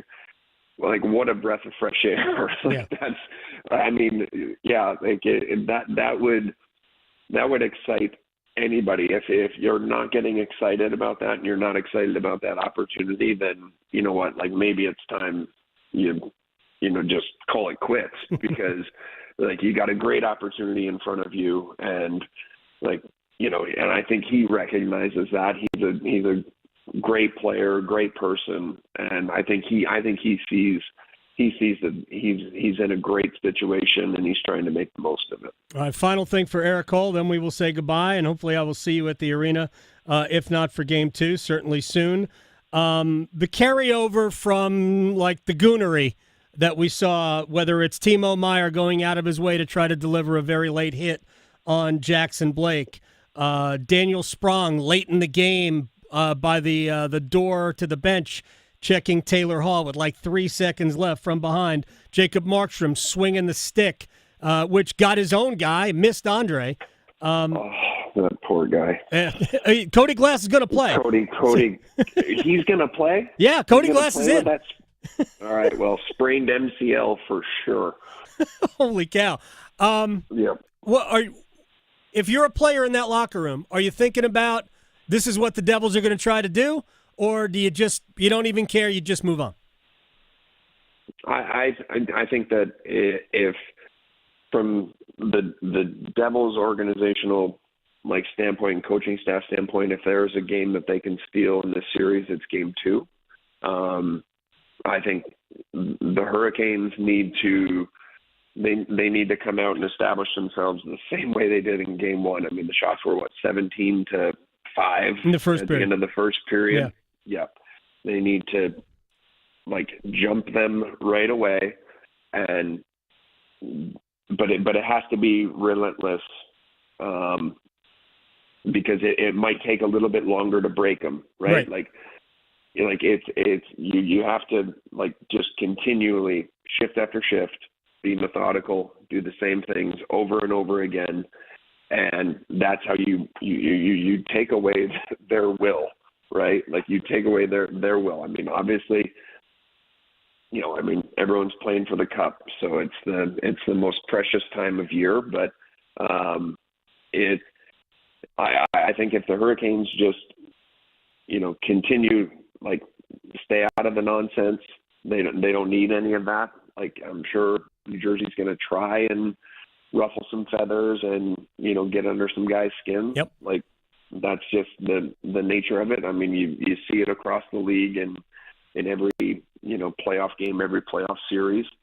You just for the Hurricanes, they just need to turn away, play hard between the whistles, and they're going to be fine.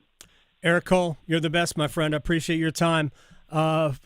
Hurricanes legend. I'll talk to you very soon. I hope to see you at the rink soon, but thank you very much for your time today. Erik Cole, the best there is. All right, so Big one today, and it is important for Carolina to stay out of the penalty box early. Even though they did commit the first penalty against the Devils, they were already ahead 1-0. Hey, look, if you can score a goal right away and, make it even more of an uphill climb for the Devils, the better. But I would anticipate this game being a lot less open. I think we're going to see a much tighter game. I think we'll see the best from the Devils. Whether that's good enough or not, don't know. Need another good game from Frederik Andersen. He will play tonight. Carolina's lineup will be identical to the one that played on Sunday. Earlier start, so I can't wait to see the parking lots be a madhouse. I know, people will be there when we're there. I'm going to get over there in about 10 minutes. We got to go. Victoria, thank you. Let's hope tomorrow's a happy recap for the Canes in Game 2. And again, when they've